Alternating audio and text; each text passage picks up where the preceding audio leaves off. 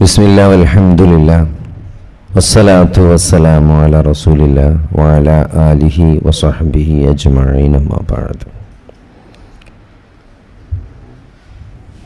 ദുനിയാവും ദീനും ബാലൻസ് ചെയ്തുകൊണ്ട്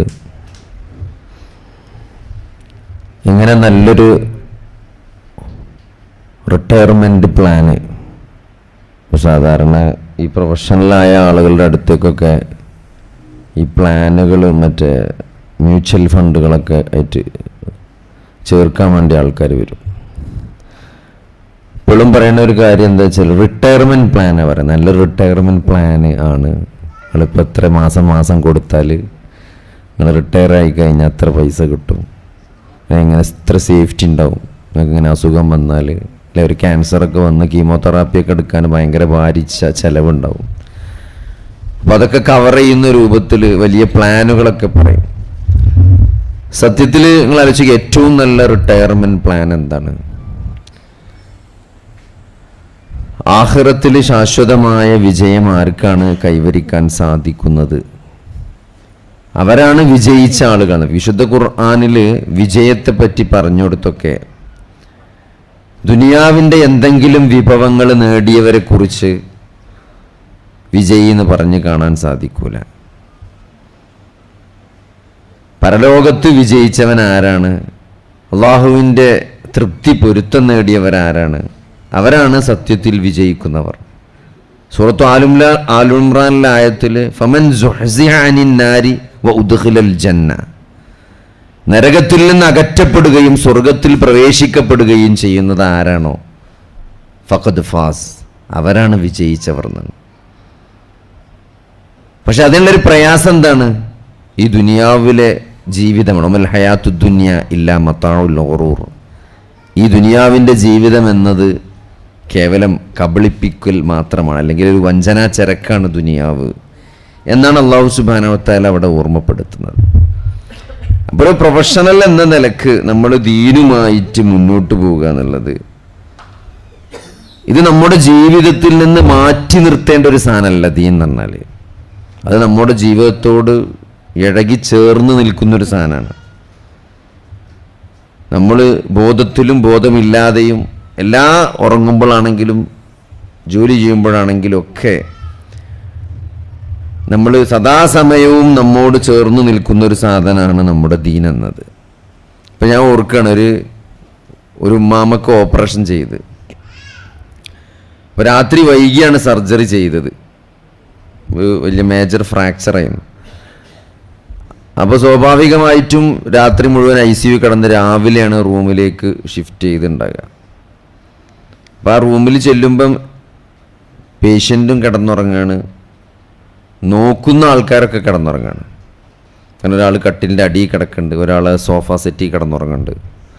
സാധാരണ നമ്മളെ ഒരു ഡോക്ടറൊക്കെ വരുമ്പോൾ എന്ത് ചെയ്യും വെച്ചാൽ എല്ലാവരൊക്കെ ഒന്ന് എണീറ്റിരുന്ന് റൗണ്ട്സിനൊക്കെ വരുമ്പം പഴയ കാലത്തൊക്കെ ഭയങ്കര ബഹുമാനം, ഇപ്പം അത്ര ബഹുമാനമൊന്നുമില്ല. എന്നാലും ആരും എല്ലാവരും നല്ല ഉറക്ക ക്ഷീണത്തിലാണ്. കാരണം നോക്കി ഓപ്പറേഷൻ തിയേറ്ററിന് മുമ്പിലൊക്കെ ഉറക്കൊഴിച്ചിരുന്നവരൊക്കെ എല്ലാവരും ഉറങ്ങാണ്, പേഷ്യൻറ്റും കൂടെ ഉള്ളവരൊക്കെ കിടന്നുറങ്ങാണ്. അപ്പോൾ ഞാൻ അങ്ങനെ പേഷ്യൻ്റെ വിളിക്കുകയാണ്, ഉമ്മ എന്ന് പറഞ്ഞിട്ട് ഇങ്ങനെ വിളിക്കുമ്പോൾ ഉമ്മ എന്നെ ഇങ്ങനെ നോക്കുന്നുണ്ട്, കണ്ണുറന്നിങ്ങനെ നോക്കി. അപ്പോൾ ഉമ്മാൻ്റെ മോൻ ചോദിക്കുകയാണ് ഉമ്മാനോട്, ഉമ്മ ഈ വയസ്സായ ഉമ്മാരോട് അങ്ങനെയുള്ള പറയാം, ഉമ്മ ആരാ വന്ന് നോക്കി ഉമ്മ എന്ന് പറഞ്ഞു. അപ്പോൾ ഉമ്മ ഇങ്ങനെ കുറച്ചു നേരം എന്നെ ഇങ്ങനെ നോക്കി. ഈ മൊയിലിയാരാണ് ചോദിച്ചു എന്നോട്. അപ്പോൾ എനിക്ക് മനസ്സിലായ കാര്യം ഉമ്മാക്ക് നല്ല ബോധമുണ്ട് എന്നുള്ളതാണ്. കാരണം ഒരു താടി വെച്ച വെള്ള വസ്ത്രമിട്ട ഒരാൾ മൊയിലിയാരാണ് എന്നുള്ളത് ഉമ്മാക്ക് ഉള്ളൊരു ബോധമാണല്ലോ. ഉമ്മാക്ക് ഉമ്മ കാലങ്ങളായിട്ട് മനസ്സിലാക്കിയെടുത്തൊരു സ്വബോധമാണത്, ഒരു മൊയിലിയാരാണെന്നുള്ളത്. എൻ്റെ വല്യമ്മ എന്നോട് പറയുന്നത്, വല്യമ്മനെ കാണാൻ ചെന്നാലൊക്കെ ചെറിയ കുട്ടികൾക്കുള്ള പരിപാടി പാരലായിട്ട് ഇതിൻ്റെ മുകളിൽ നടക്കുന്നുണ്ട്. അപ്പോൾ അവർ ഈ ബോറൻ പ്രസംഗം കേൾക്കേണ്ടതില്ല, അവരടങ്ങാറാക്കണ്ട, അവർക്ക് പാരലായിട്ട് നല്ല അവരുടേതായ ഏജ് ഗ്രൂപ്പിനനുസരിച്ചുള്ള പ്രോഗ്രാം മുകളിലുണ്ട് എന്ന് പറയാൻ വിട്ടുപോയതാണ്, ഓർമ്മിപ്പിക്കണം. അപ്പം ഞാൻ പറഞ്ഞു വരുന്നത് എന്താ വെച്ചാൽ എൻ്റെ വല്യമ്മാനെ ഞാൻ പണ്ട് കാണാൻ പോകുമ്പം വല്യമ്മ അങ്ങനെ എൻ്റെ താടിമ്മ പിടിക്കും. എന്നിട്ട് പറയും, ഡോക്ടർമാർക്ക് ഇത്ര വലിയ താടിയൊന്നും വേണ്ട എന്ന് പറയും. അപ്പം അത് ഒരു ഇവിടെ ഉണ്ടാക്കിയ ഒരു സംസ്കാരം, ഒരു സാമൂഹിക ബോധമൊക്കെയാണ്. അങ്ങനത്തെ ഒരു വലിയ താടി, ഇതൊക്കെ മൂല്യന്മാർ വെക്കേണ്ട താടിയാണ് എന്നുള്ളത്. അപ്പോൾ ഞാൻ പറഞ്ഞു തരുന്നത് എന്താ വെച്ചാൽ, ഇതൊക്കെ ഒരു പ്രൊഫഷണൽ എന്ന നിലക്ക് നമ്മൾ ദീനിനോട്, നമ്മൾ എല്ലാത്തിനേക്കാളും ഉപരി, ഒരു ഡോക്ടറാണ് അല്ലെങ്കിൽ ഒരു എഞ്ചിനീയറാണ്, ഒരു ബിസിനസ്സുകാരനാണ്, ഒരു ഓൺട്രപ്രണറാണ് എന്നതിനേക്കാൾ ഉപരി നമ്മൾ മുസ്ലിമാണ്. ഇവിടെ സൂറത്തു ഹജ്ജാണ് പഠിപ്പിക്കുന്നത്. സൂറത്തു ഹജ്ജിന്റെ അവസാനത്തെ ആയത്താണ് വജാഹിദു ഫില്ലാഹി ഹഖ്ക ജിഹാദിഹി ഹുവജ്തബാകും വമാ ജഅല അലൈക്കും ഫിദ്ദീനി മിൻ ഹറജ് മില്ലത അബീകും ഇബ്രാഹിം ഹുവ സമ്മാകുമുൽ മുസ്ലിമീൻ. ഹുവ സമ്മാകുമുൽ മുസ്ലിമീൻ. അല്ലാഹു നിങ്ങൾക്ക് മുസ്ലിം എന്ന പേര് നൽകിയിരിക്കുന്നു. ഇവിടെ ഏതെങ്കിലും നരേന്ദ്ര കമ്മീഷൻ റിപ്പോർട്ടിന്റെ അടിസ്ഥാനത്തിൽ നമുക്കിട്ട പേരല്ല മുസ്ലിം എന്നത്. ഇവിടെ എന്തെങ്കിലും ആന്ത്രോപ്രോളജിസ്റ്റ് റിസർച്ച് നടത്തിയിട്ട് കണ്ടുപിടിച്ചു നൽകിയ ഒരു പേരല്ല മുസ്ലിം എന്നത്. ഈ പ്രപഞ്ചത്തെ സൃഷ്ടിച്ച, മനുഷ്യനെ സൃഷ്ടിച്ച പ്രപഞ്ച സൃഷ്ടാവായ അല്ലാഹു സുബ്ഹാനഹു വ തആല അള്ളാഹുവിനെയും റസൂലിനെയും അനുസരിച്ച് ജീവിക്കാൻ തയ്യാറുള്ള ആളുകൾക്ക് നൽകിയ പേരാണ് മുസ്ലിം എന്നത്. അനുസരണയുള്ളവൻ, അള്ളാഹുവിനോടും റസൂലിനോടും വിധേയത്വമുള്ളവൻ എന്ന പേര്. അത് മുസ്ലിമോ അബ്ദുള്ള എന്നുള്ള പേര് കൊണ്ട് ഒരാൾ മുസ്ലിം ആവില്ല. അപ്പൊ ഈ ആദർശത്തെ ജീവിതം കൊണ്ട് ഏറ്റെടുത്ത് അതനുസരിച്ച് ജീവിക്കാൻ ആര് തയ്യാറാണ് എന്ന് പ്രഖ്യാപിച്ച അവന്റെ പേരാണ് മുസ്ലിം. അവൻ എങ്ങനെയാണ് ജീവിക്കേണ്ടത് എന്ന് പഠിപ്പിക്കാനാണ് മഹാനായ റസൂലുള്ളാഹി സ്വല്ലല്ലാഹു അലൈഹി വസല്ലമ 23 വർഷത്തെ പ്രവാചക ജീവിതത്തിൽ, അല്ലെ 40 വയസ്സിലാണ് നുബുവത്ത് കിട്ടുന്നത്, 40 വയസ്സിലാണ് നബിയാണെന്ന് പ്രഖ്യാപിക്കുന്നത്. അതിനുശേഷം 23 വർഷം ആ പ്രവാചകൻ ജീവിച്ചു. ആ സഹാബികൾക്കിടയിൽ ജീവിച്ച് എങ്ങനെയാണ് ഒരു വിശ്വാസി ജീവിക്കേണ്ടത്, 23 വർഷത്തെ സംഭവ ബഹുലമായ ജീവിതത്തിൽ റസൂലുള്ളാഹി സ്വല്ലല്ലാഹു അലൈഹി വസല്ലമയുടെ ജീവിതത്തിൽ ലോകാവസാനം വരെയുള്ള മുസ്ലിങ്ങൾക്ക്, അത് ഒറ്റയ്ക്ക് ജീവിക്കുന്ന ആളായാലും സമൂഹമായി ജീവിക്കുന്ന ആളായാലും, ഇനി ലോകം അവസാനിക്കുന്നത് വരെ ലോകത്തിന്റെ ഏതൊരു ഭാഗത്തുമുള്ള മുസ്ലിമിന്റെ ജീവിതത്തിലെ ഏതൊരു ഘട്ടത്തിലും ഏതൊരു സ്റ്റേജിലും അവൻ നേരിടുന്ന പ്രതിസന്ധികളും പ്രശ്നങ്ങളും ഒക്കെ ആ 23 വർഷം പ്രവാചകൻ നേരിട്ടിട്ടുണ്ട്, അനുഭവിച്ചിട്ടുണ്ട്. അതിൻ്റെ മാതൃക ഇവിടെ നിലനിൽക്കുന്നുണ്ട്. അതാണ് നബിൻ്റെ ജീവിതത്തിൻ്റെ പ്രത്യേകത. എല്ലാ തരത്തിലും ഇന്ന് ലോകത്ത് ഏതൊരു മുസ്ലിം കമ്മ്യൂണിറ്റിയും കടന്നു പോകുന്ന, അത് ഇൻഡിവിജ്വൽ ആകട്ടെ കമ്മ്യൂണിറ്റി ലെവലിലാകട്ടെ, കടന്നു പോകുന്ന പ്രതിസന്ധികളൊക്കെ നബിയുടെ 23 വർഷത്തെ ജീവിതത്തിൽ കടന്നു പോയിട്ടുണ്ട്. ലഖദ് കാന ലക്കും ഫീ റസൂലില്ലാഹി ഉസ്വത്തുൻ ഹസന. ആ പ്രവാചകൻ നിങ്ങൾക്ക് ഏറ്റവും ഉത്തമമായ മാതൃകയുണ്ട് എന്ന് ഈ പ്രപഞ്ചത്തിന്റെ സൃഷ്ടാവായ ആ പ്രവാചകനെ നിയോഗിച്ച, ആ പ്രവാചകന്റെ പൂർത്തീകരണ ദൗത്യം ലോകാവസാനം വരെ ഉള്ള മനുഷ്യർക്ക് കാരുണ്യമായി നിശ്ചയിച്ച വമാ അർസൽനാക റഹ്മത്തൻ ലിൽ ആലമീൻ, സർവ്വലോകർക്കും കാരുണ്യമായി കൊണ്ടല്ലാതെ നിന്നെ നാം അയച്ചിട്ടില്ല എന്നാണ്. അതുകൊണ്ട് ആ പ്രവാചകനെ അയച്ച, ആ പ്രവാചകന്റെ ജീവിതത്തിൽ നിലനിർത്തിയ വള്ളി പുള്ളി മാറ്റമില്ലാതെ നോക്കി ആ പ്രവാചകൻ എങ്ങനെയാണ് സഹാബത്തിന്റെ ഇടയിൽ ജീവിച്ചത്, അതേപോലെ ആ സഹാബത്ത് താബികൾക്ക് ജീവിച്ച് കാണിച്ചു കൊടുക്കുകയാണ്. ഒരു കഥ പറഞ്ഞു കൊടുക്കല്ല, ഏതെങ്കിലും ഒരു കഥ പറഞ്ഞു കൊടുക്കല്ല. ഞങ്ങളുടെ പ്രവാചകൻ ഇങ്ങനെയായിരുന്നു എന്നതിനപ്പുറം ഞങ്ങളുടെ പ്രവാചകൻ ഇങ്ങനെയാണ് ജീവിച്ചത് എന്ന് കാണിച്ചു കൊടുക്കുന്ന വലിയ മാതൃകയാണ്. എന്തുകൊണ്ട് വലിയ മാറ്റമുണ്ടായി എന്ന് പറഞ്ഞവരും പഠിച്ചവരും കണ്ടെത്തിയവരൊക്കെ മനസ്സിലാക്കിയ കാര്യം ആ ജീവിതത്തിലുണ്ടാക്കിയ മാറ്റമാണ് പ്രവാചകനെ ആയിരങ്ങളോളം വർഷങ്ങൾ ഇപ്പുറത്തു നിന്നും ഒരു മഹത്തായ മാതൃകയായി പ്രവാചകൻ നിലനിൽക്കുന്നത്. എന്തുകൊണ്ടാണ്? ആ പ്രവാചകൻ അവരുടെ ജീവിതം മാറ്റിയെടുത്തു എന്നതുകൊണ്ടാണ്.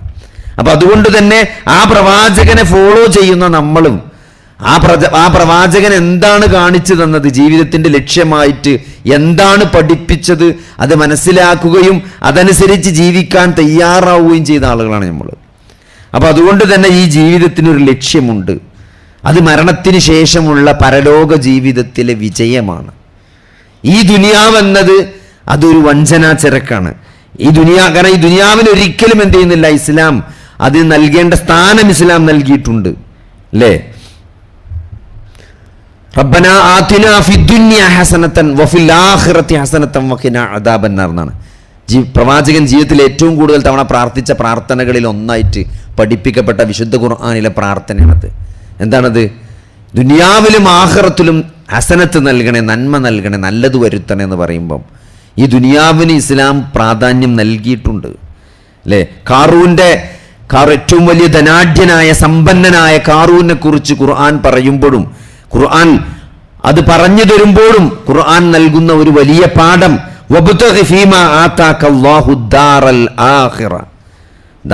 ആഖിറ. എന്താണ്? അല്ലാഹു നൽകിയ ഈ ദുനിയാവിലൂടെ പരലോകത്തെയാണ് നമ്മൾ ആഗ്രഹിക്കേണ്ടത് എന്നുള്ള മെസ്സേജാണ്.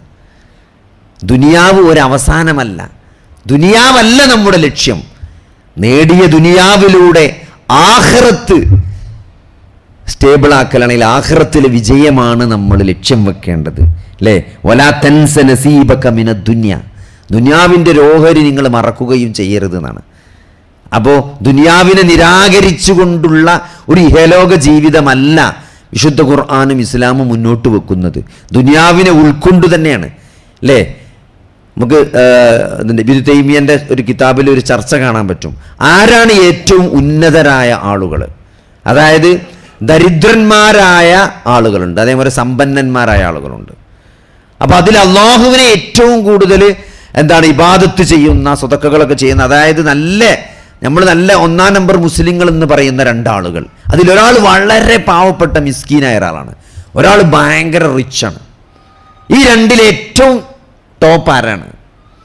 അതായത് നിങ്ങൾ ദരിദ്രനായ ഒരു മുസ്ലിമായ, ഏറ്റവും നല്ല ദരിദ്രനായ ഒരു മുസ്ലിം ആകാനാണോ നിങ്ങൾ ആഗ്രഹിക്കുന്നത്, അല്ല ഏറ്റവും ധനികനായ ഒരു മുസ്ലിം ആകാനാണോ നിങ്ങൾ ആഗ്രഹിക്കുന്നത്? ആരാണ് ഏറ്റവും കൂടുതൽ പുണ്യവാൻ എന്നാണ് ചർച്ച, കിതാബിലെ ചർച്ച എന്നാണ്. ഏറ്റവും വലിയ പുണ്യവാൻ ആരാണെന്ന്.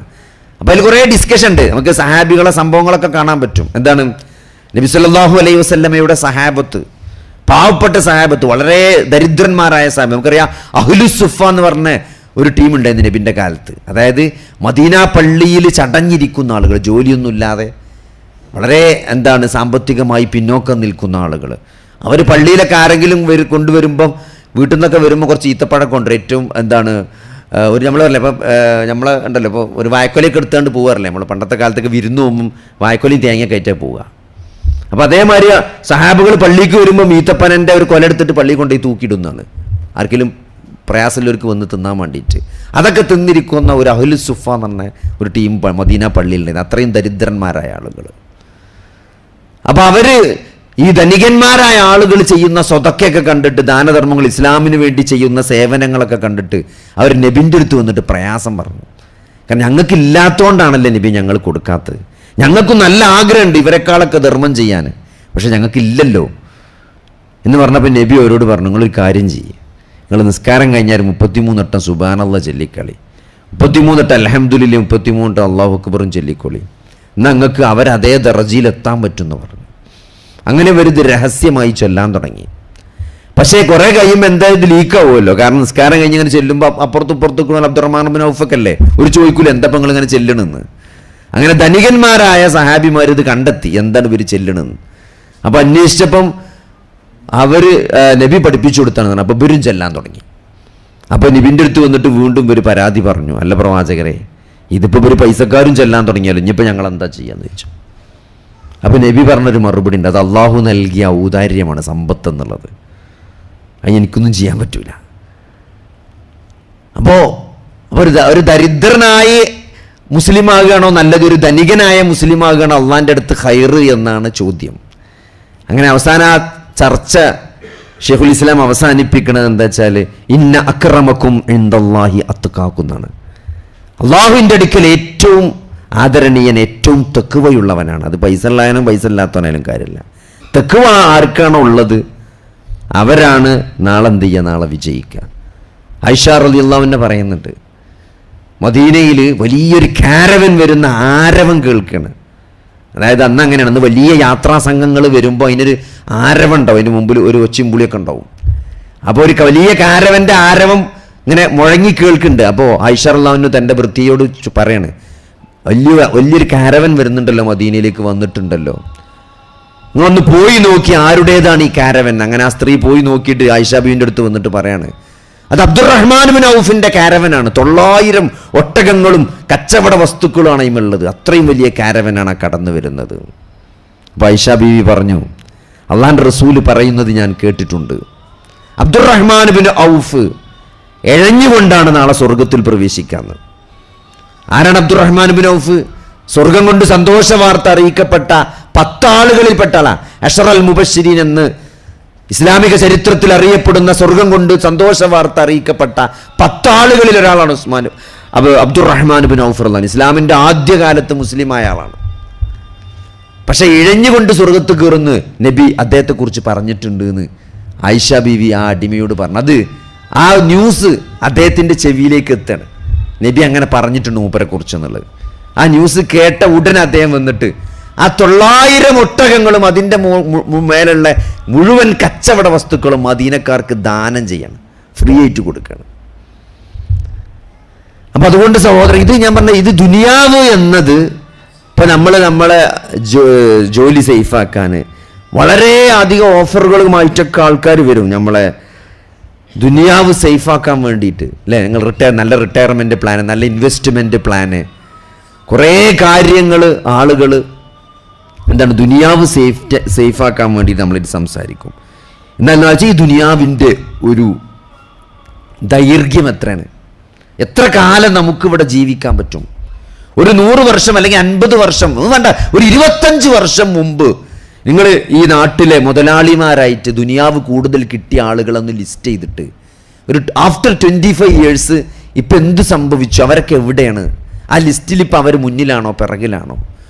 ഇപ്പം എന്നിങ്ങനെ ഈ പൈസക്കാരൻ ലിസ്റ്റ് വരും. എന്താണ് ഫോബ്സ് മാഗസിൻ ഏറ്റവും വലിയ പൈസക്കാരൻ ലിസ്റ്റ് പുറത്തു വിടും.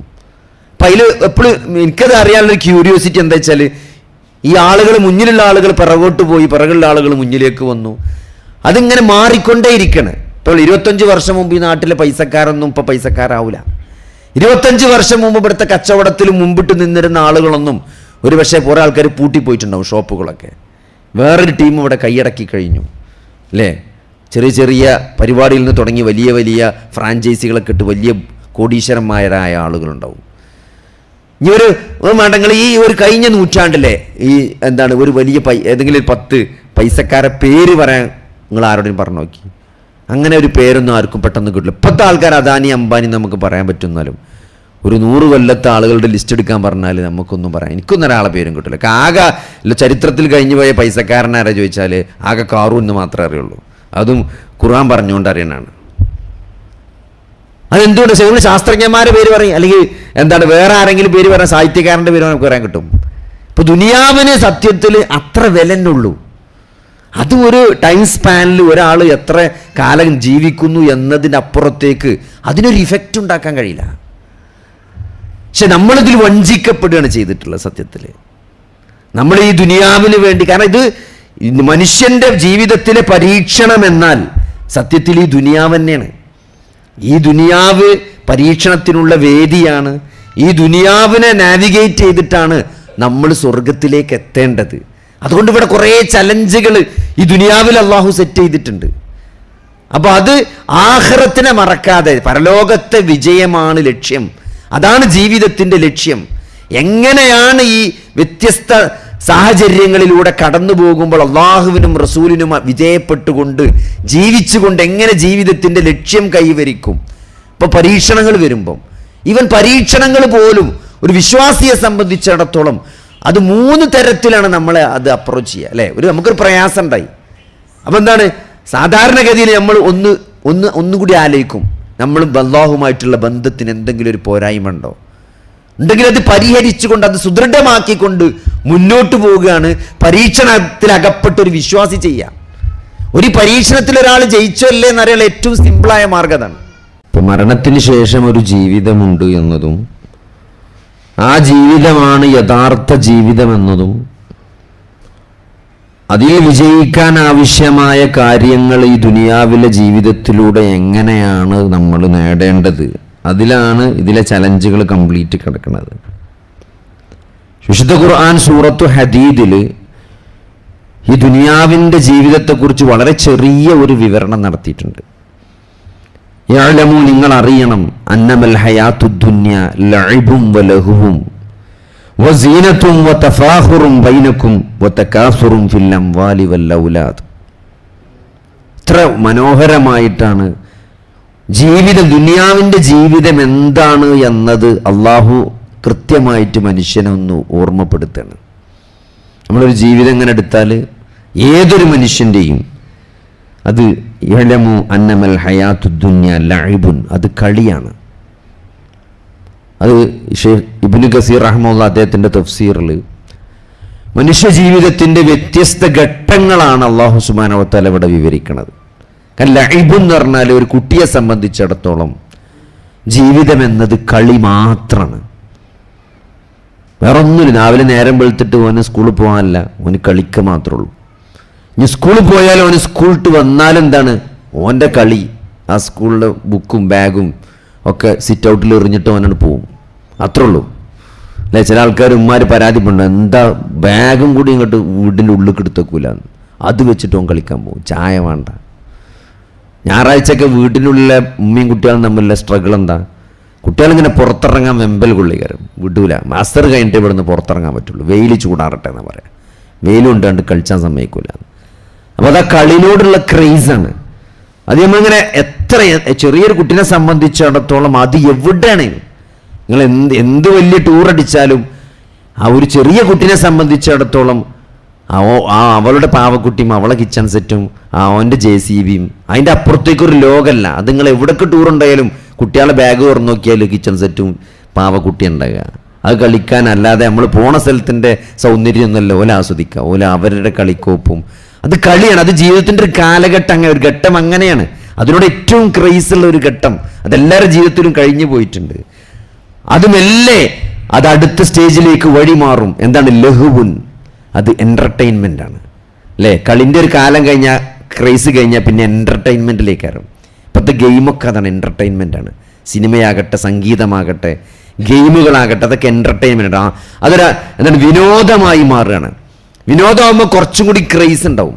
അതിൽ വെറും കളി മാത്രമല്ല, കളിയിൽ ലെവലുകൾ ഉണ്ടാവും അല്ലേ. ലെവൽ 1, ലെവൽ 2, ലെവൽ 3 ഗെയിം കളിച്ചു എന്നതല്ല, ഏത് ലെവലിലെത്തി എന്നുള്ളതാണ്, എത്ര പോയിന്റ് കിട്ടി എന്നുള്ളതാണ് അല്ലെ ഗെയിമിഫിക്കേഷൻ എന്ന് പറയും. ഇപ്പം നമ്മൾ ഗെയിം ഇങ്ങനെ കളിക്കുമ്പോൾ കുട്ടികൾക്ക് അതിൽ മോട്ടിവേഷൻ കിട്ടാൻ എന്തുണ്ടാവും, അതിലിങ്ങനെ കോയിൻസ് വരും, അതിൽ മാർക്ക് കാണിക്കും, പോയിന്റ് കാണിക്കും, നിങ്ങൾ എവിടെ എത്തി എന്നിങ്ങനെ ഇടക്കിടക്ക് ഇങ്ങനെ സൂം ചെയ്ത് കാണിക്കും. അതെന്തിനാണ്? ആ ഏജിൽ അങ്ങനെയാണ്, ആ ഏജിലെ ബ്രെയിൻ അങ്ങനെയാണ്. അപ്പോൾ അതിന് കൂടുതൽ താല്പര്യം ഉണ്ടാക്കാൻ വേണ്ടിയിട്ടാണ്. അത് ലഅബ് എന്ന് പറഞ്ഞിട്ട് പിന്നെ ലഹുവുൻ, അത് എൻ്റർടൈൻമെൻ്റ് ആണ്. പിന്നെ വസീനത്തുൻ, അത് അലങ്കാരമാണെന്നാണ്. അലങ്കാരമാണ്, സീനത്താണ് ജീവിതം എന്നാൽ. ഒരു ഷോ ആണ്. അല്ലാതെ നമുക്ക് ഇപ്പം മനസ്സിലാക്കുക പെൺകുട്ടികളെ നോക്കുമ്പോഴാണ്. ഇന്നത്തെ പെൺകുട്ടികളെ നോക്കിയാൽ മനസ്സിലാവും എന്താണ് സീനത്ത് എന്ന് പറഞ്ഞാൽ. ജീവിതം അലങ്കരിക്കുക അല്ലേ. ചിലപ്പം ഫോണൊക്കെ എടുത്ത് നോക്കിയുണ്ടാവും, സ്ക്രീനൊക്കെ എട്ടുകാലിൻ്റെ വലമാരി. ഉമ്മ കൊടുത്ത ഫോണേക്കാരം, ഉമ്മ ഒഴിവാക്കിയ ഫോണാണ് പെൺകുട്ടിയാൽ കിട്ടുക. വാപ്പ ഒഴിവാക്കിയ ഫോൺ ആദ്യം ഉമ്മാക്കാ കിട്ടുക, പിന്നെ ഉമ്മ ഒഴിവാക്കുന്ന ഫോണാണ് പെൺകുട്ടിയാൽ കിട്ടുക. അതിൻ്റെ സ്ക്രീനൊക്കെ ചിലപ്പോൾ എട്ടുകാലിൻ്റെ വലമാരി ഫുള്ള് പൊട്ടിപ്പോയിണ്ടാവും. പക്ഷേ അതിന് നല്ലൊരു കവർ ആമസോണിൽ നിന്ന് വാങ്ങിയിട്ടുണ്ടാവും, നല്ല ചൊറുക്കുള്ളൊരു കവറ് അല്ലേ. ഒരു വാച്ച് കണ്ടാൽ മതി. കഴിഞ്ഞ ദിവസം എൻ്റെ OP നിൽക്കുന്ന കുട്ടിയുണ്ട്, ഭയങ്കര ചൊറുക്കുള്ളൊരു വാച്ചൊക്കെ കിട്ടി വന്നാണ്, ചുരിദാർക്ക് മാച്ചായ. അവർക്ക് തോന്നിയത് നടക്കൂലെന്ന്. എൻ്റെ മനസ്സ് പറഞ്ഞു നടക്കൂലെന്ന്. അപ്പോൾ ഞാൻ വെറുതെ സമയത്ര ചോദിച്ചു. അപ്പോൾ എന്നോട് പറഞ്ഞു ഒരു നടക്കൂലായിരുന്നു. അപ്പോൾ എന്തിനത് കെട്ടി വെച്ചു? അത് ഒരു സ്റ്റൈലിന് കെട്ടിയാണ്ടായിരുന്നു.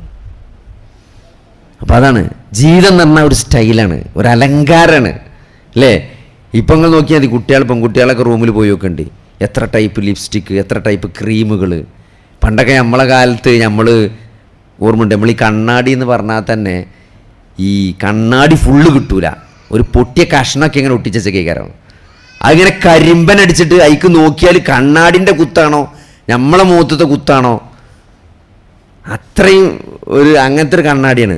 നിങ്ങൾ പോയി നോക്കി, ഇന്നിങ്ങനെ S24ൻ്റെയും S25ൻ്റെയൊക്കെ ക്യാമറ കൊണ്ട് സെൽഫി എടുത്തിട്ട് അത് സൂം ചെയ്തിട്ട് മുഖത്ത് കുത്തുണ്ടോ എന്നാണ് നോക്കണത്. അവിടെ ആ കുത്ത് മാറാനാണ് എന്ത് ചെയ്യണത്, കുറേ ക്രീമുകൾ വാരി തേക്കണത്, സൺസ്ക്രീൻ, എന്തൊക്കെയോ ക്രീമുകളാണ് തേക്കണത്. ഏറ്റവും കൂടുതൽ വലിയ ഇൻഡസ്ട്രി ഇന്ന് ലോകത്ത് കോസ്മെറ്റിക് ഇൻഡസ്ട്രിയാണ്. അത്ഭുതമല്ല, അത്രയും ആളുകൾ കോസ്മെറ്റിക്സിൽ ഇൻവെസ്റ്റ് ചെയ്യുന്നുണ്ട് സൗന്ദര്യം കൂട്ടാൻ വേണ്ടിയിട്ട്. അത്രയും പെൺകുട്ടികൾ ബോധവാന്മാരാണ് സൗന്ദര്യത്തെക്കുറിച്ച്. കോസ്മെറ്റിക് ഇൻഡസ്ട്രിയാണ്. ഇങ്ങനെ സൂറത്ത് ഏറ്റവും ഇന്ന് ലോകത്തെ ഏറ്റവും ആളുകൾ ഇൻഫ്ലുവൻസ് ചെയ്യേണ്ട ഒരു സൂറത്ത് ഏതാ വെച്ചാൽ സൂറത്തു നൂറാണ്. ആ പേരിനെ നോക്കി, വെളിച്ചം എന്നാണ് അതിൻ്റെ അർത്ഥം. ഇന്ന് ലോകത്തെല്ലാവർക്കും കിട്ടേണ്ട വെളിച്ചം സൂറത്തു നൂറിലുണ്ട്. എന്താണ് ആണുങ്ങളോട് പറഞ്ഞത്? ആണുങ്ങളോട് പറഞ്ഞ എന്തരോ, നിങ്ങൾ നിങ്ങളുടെ ദൃഷ്ടികളെ താഴ്ത്തണം എന്നാണ്. പെണ്ണിൻ്റെ ഹൗറത്തിലേക്ക് നോക്കരുത് എന്നാണ്. നോക്കരുത് എന്നാണ് സൂറത്തു നൂറിൽ ആണുങ്ങളോടുള്ള പടച്ചവൻ്റെ ഉപദേശമാണത്. ആണുങ്ങളോടുള്ള ഉപദേശമാണ്, നിങ്ങൾ നിങ്ങളുടെ ദൃഷ്ടികളെ താഴ്ത്തണം. പെണ്ണുങ്ങളോടോ, നിങ്ങൾ കാണിച്ചു കൊടുക്കരുത്. നിങ്ങളുടെ വസ്ത്രങ്ങൾ, നിങ്ങളുടെ മൂടുപടങ്ങൾ നിങ്ങളുടെ മാറിലൂടെ തൂക്കിയിടണം. നിങ്ങൾ ജാഹിലിയത്തിൽ നിങ്ങളെന്ത് സൗന്ദര്യം പ്രദർശിപ്പിക്കരുത്, വെളിവാക്കരുത് എന്ന് പെണ്ണുങ്ങളോടും നോക്കരുത് എന്ന് ആണുങ്ങളോടുമാണ് സൂറത്തു നൂറിൽ അല്ലാഹു സുബ്ഹാനഹു വ തആല പറഞ്ഞ ഏറ്റവും വിലപ്പെട്ട ഇന്നത്തെ കാലത്ത് കൊടുക്കേണ്ട 2 ഉപദേശങ്ങൾ. ഇന്നിപ്പോൾ ഒരു MLA, നിങ്ങൾ കേട്ടില്ല, ഒരു MLA ആകെ ഡങ്ങറായി നിൽക്കുകയാണ് ഒരു മെസ്സേജ് അയച്ചതിൻ്റെ പേരിൽ. എന്തുകൊണ്ടാണിത്? അത് മനുഷ്യന്റെ സ്വഭാവമാണ്. സ്ത്രീകളോടുള്ള സ്നേഹം, ഇഷ്ടം മനുഷ്യൻ അള്ളാഹു നൽകിയതാണ്. കുതിരകളോടും, മേൽത്തരം കുതിരകളോടും, സ്വർണത്തോടും വെള്ളിയോടും സ്ത്രീകളോടുമുള്ള ദേഷ്യം മനുഷ്യൻ്റെ ഇതിൽ അള്ളാഹു ഊട്ടിവെച്ചതാണ്. അത് മനുഷ്യന്റെ പ്രൈമറി വികാരമാണ്. പക്ഷെ അത് ഏറ്റവും ശരിയായ രൂപത്തിൽ എങ്ങനെ വിനിയോഗിക്കണമെന്ന് ഇസ്ലാം പഠിപ്പിച്ചിട്ടുണ്ട്. ഹായ് എന്ന് വിട്ടു, പിന്നെ എന്തൊക്കെ തിരിച്ചു വന്നു, അങ്ങോട്ടായി വിട്ടു ഇങ്ങോട്ടാ, നാട്ടുകാർ മൊത്തപ്പോൾ ചർച്ച ചെയ്യാണ് ഓലെന്തൊക്കെ മെസ്സേജ് അയച്ചത്. ഇതെന്തൊരു ഗതികേടാണ് നോക്കി നിങ്ങൾ. എത്ര കൃത്യമായിട്ടാണ് അല്ലാഹു സുബ്ഹാനഹു വ തആല പറഞ്ഞത് അല്ലേ? ആണും പെണ്ണും ഒരു എന്താണ് ചാറ്റ് ചെയ്യാൻ പാടില്ല, സൗന്ദര്യം പ്രദർശിപ്പിക്കാൻ പാടില്ല, ഒറ്റക്കാകാൻ പാടില്ല, മൂന്നാമൻ പിശാചായിരിക്കും എന്നാണ്. അന്യ സ്ത്രീ പുരുഷന്മാർ മിങ്കിൾ ചെയ്യാൻ പാടില്ല, ഒറ്റക്കാകാൻ പാടില്ല. അതൊക്കെ ഏതോ 7-ാം നൂറ്റാണ്ടിലെ എന്തോ കാടൻ നിയമങ്ങളാണെന്നാണ് ആൾക്കാർ പറയുന്നത്. എന്നാൽ പിന്നെ കൂടിയിരുന്നിട്ട് മെസ്സേജ് അയച്ചാൽ പിന്നെ അത് കാടത്തരല്ലേ? അത് മാത്രമേ അത് ഇവർക്ക് സഹിക്കാൻ പറ്റണില്ല. മെസ്സേജ് അയക്കണീന് കുഴപ്പമില്ല, കൂടിയിരിക്കണീന് കുഴപ്പമില്ല, പിന്നെ അതൊക്കെ സംഭവിക്കൂലേ? കാരണം പിശാചല്ല പിന്നെ ഇടപെടുന്നത്. പിന്നെ അതിന് മാത്രം ഇങ്ങനെ ആൾക്കാർ ബേജാറാണെന്തിനാണ്? ഇതെല്ലാം പറ്റുന്നു, അത് മാത്രം പറ്റൂല എന്ന്. ഇസ്ലാം കൃത്യമായിട്ട് എല്ലാത്തിനും എന്ത് ചെയ്തിട്ടുണ്ട്? കൃത്യമായിട്ട് അതിൻ്റെ ഹക്കും ബാത്തിലും വേർതിരിച്ചിട്ടുണ്ട് അല്ലേ? അപ്പോൾ അതുകൊണ്ട് തന്നെ ഈ വിശുദ്ധ ഖുർആൻ ഇഹലോക ജീവിതത്തെക്കുറിച്ച് ഏറ്റവും സുന്ദരമായിട്ട് ജീവിതത്തിൻ്റെ ഓരോ ഘട്ടങ്ങളിലൂടെ മനുഷ്യൻ കടന്നു പോകുന്ന, അത് കളിയാണ്, വിനോദമാണ്, അത് അലങ്കാരമാണ്. അടുത്തങ്ങൾ നോക്കി, അടുത്തെന്താണ്? വതഫാഖുറും ബൈനക്കും, അത് നിങ്ങൾക്കിടയിലുള്ള വീമ്പ് പറച്ചിലാണ്, ഫഖർ നടിക്കലാണ് അല്ലേ? ഒരു സ്റ്റേജ് കഴിഞ്ഞാൽ പിന്നെ അതാണ്. പിന്നെ എൻ്റെ കാർ, എൻ്റെ വീട്. എന്താപ്പം വീട് പൊളിച്ചത്? ഒന്നുമില്ല. എന്താണ് ഭാര്യൻ്റെ അനിയത്തിൻ്റെ ഭർത്താവ്, നിങ്ങളുടെ നാട്ടിൽ എന്താ പറയക്കല്ല, നമ്മുടെ ഇളച്ചെന്നാ പറയാം. ഇളച്ചൻ നല്ല വീട് വെച്ചാണ്, അപ്പോൾ പിന്നെ നമ്മളെ വീട് മോശമാക്കാൻ പാടില്ലല്ലോ. നമ്മളെ വീടും ഇളച്ചൻ പുതിയ വണ്ടി വാങ്ങിയിട്ടുണ്ട്, ഭാര്യൻ്റെ അനിയത്തിയ ജ്യേഷ്ഠത്തിൻ്റെ ഭർത്താവ് എന്ത് ചെയ്യുന്നത്, നല്ലൊരു കാർ എടുത്തിട്ടുണ്ട്. അപ്പോൾ നമ്മളെ കാറും മാറ്റണം. നമ്മളെ കാറിന് പ്രത്യേകിച്ച് കുഴപ്പമൊന്നുമില്ല, പക്ഷേ ഓലിപ്പോൾ പുതിയ കാറ് ഓട്ടോമാറ്റിക് ഇലക്ട്രിക്കലൊക്കെ വാങ്ങിയാണ്, അപ്പോൾ നമ്മളൊന്നും വാങ്ങണം.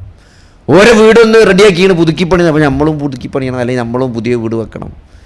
സഹോദരങ്ങളെ, ഇതൊരു ഫഖ്റാണ് ജീവിതം എന്നത്. വതഫാഖുറും ബൈനക്കും, നിങ്ങൾക്കിടയിലുള്ള ഫഖ്ർ നടിക്കലാണ്.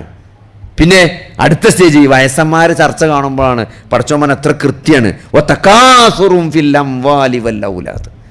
ആ ഒരു സ്റ്റേജ് കുറച്ചും കൂടി കഴിഞ്ഞ് ഒന്നും കൂടി ഒരു പ്രായമായി കഴിഞ്ഞാൽ അത് സ്വത്തുക്കളിലും സന്താനങ്ങളിലുമുള്ള തക്കാസുർ നടിക്കലാണ്, പെരുമ നടിക്കലാണ് അല്ലേ?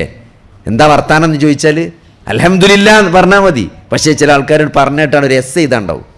മൂത്ത മോൻ അമേരിക്കയിൽ, രണ്ടാമത്തോൻ ഖത്തറിൽ, ഓൻ അവിടെ അങ്ങനെ ജോലി, ഇവിടെ ജോലി അല്ലേ? മൂന്നാമത്തോൻ IIT പഠിക്കണ്, നാലാമത്തോൽ ജിപ്മറിൽ പഠിക്കണ്, അഞ്ചാമത്തോൾ പാലയെ കൊണ്ടുപോയി ചേർത്തിക്കണ്. ഇനി അടുത്തൊല്ലം ഒരിക്കും IIT കിട്ടുന്നോ അല്ലെങ്കിൽ MBBS കിട്ടുന്നോ അതിനർത്ഥം. അതെന്താണ്? അതന്നെയാണ് ഈ സ്വത്തുക്കളിലും സന്താനങ്ങളിലും പെരുമ നടിക്കുക എന്ന് പറഞ്ഞാൽ. അത് പറയാൻ ഭയങ്കര ആവേശമാണ്, അതൊരു ബോസ്റ്റിങ് തന്നെയാണ് അല്ലേ? അവിടെ സ്ഥലമുണ്ട്, ഇവിടെ സ്ഥലമുണ്ട്, അവിടെ ഒരു 10 സെൻറ്റ് സ്ഥലമുണ്ട്, അവിടെ ഒരു ഫാമുണ്ട്, മറ്റുണ്ട്, കാര്യമായിട്ട് വരുമാനമൊന്നുമില്ല, അങ്ങനെ പറയണം. അതന്നെയാണ് ജീവിതം. നിങ്ങൾ അറിയണം, അത് തന്നെയാണ് ജീവിതം. എന്നിട്ടോ പിന്നെ പടച്ചോൻ പറയാണ് കമസലി ഓയിസിന്, ഒരു മഴ പോലെയാണത്. ഓയിസ് പോലെ. മഴക്ക് കുറേ വാക്കുകളുണ്ട് അറബിയിൽ, പക്ഷേ അള്ളാഹ് ഇവിടെ പ്രയോഗിച്ച ഓയിസ് എന്നുള്ള വാക്കാണ്. ഒരു പാകമായ മഴ. ഒരു കർഷകനെ സംബന്ധിച്ചിടത്തോളം മഴ എന്ന് പറയുമ്പം ഒരു പാകമായ മഴയാകണം അല്ലേ? അത് കുറഞ്ഞാലും പ്രശ്നമാണ്, കൂടിയാലും പ്രശ്നമാണ്. അപ്പോൾ തൻ്റെ ആ ചെടികളൊക്കെ എന്താണ്, വിത്തുകളൊക്കെ മുളച്ച് നന്നായിട്ട് കായ്ക്കാനുള്ള പാകത്തിലുള്ള ഒരു മഴ പോലെയാണ് ഈ ദുനിയാവ്.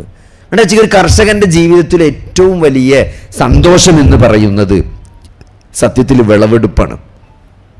ഇപ്പോൾ ഒരു നേന്ത്രപ്പഴം കൃഷി ചെയ്യുന്ന ഒരാളെ സംബന്ധിച്ചിടത്തോളം അയാൾ ആ കൃഷി പ്ലാൻ ചെയ്യുമ്പം തന്നെ ഏറ്റവും നല്ല വില കിട്ടുന്ന സമയത്ത് നമ്മളെ സാധനം മാർക്കറ്റിൽ ഇറങ്ങണം.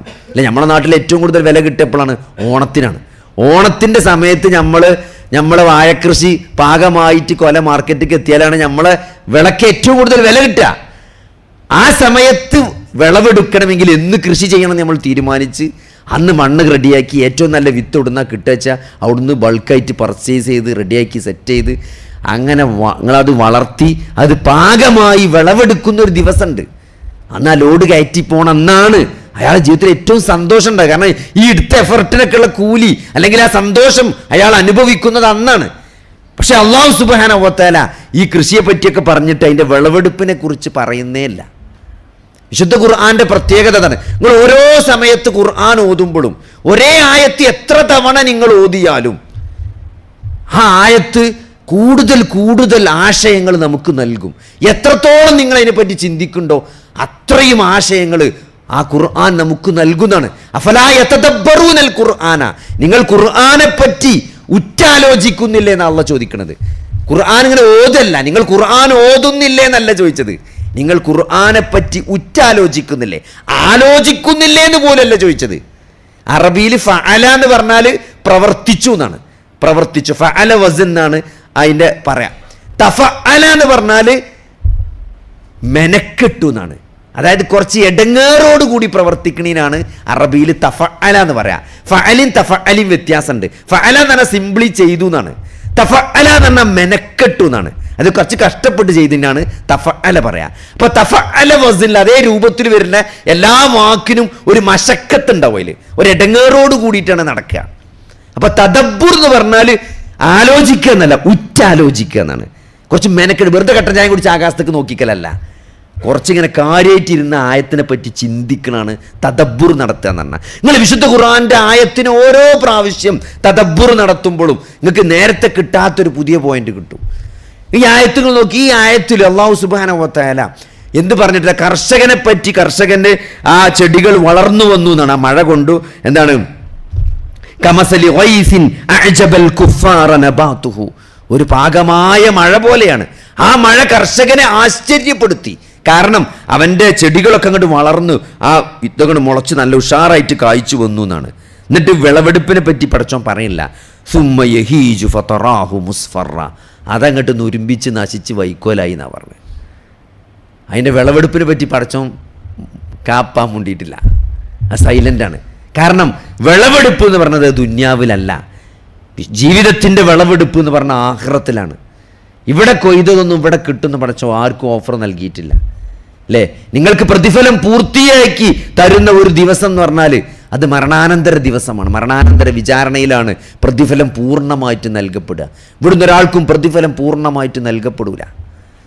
അപ്പൊ അതുകൊണ്ട് അത് പരലോകമാണ്. ആ പ്രതിഫലം രണ്ട് രൂപത്തിലാണ്. എന്താണ്, വഫിൽ ആഖിറതി അദാബുൻ ശദീദുൻ, പരലോകത്ത് കഠിനമായ ശിക്ഷയുണ്ട്.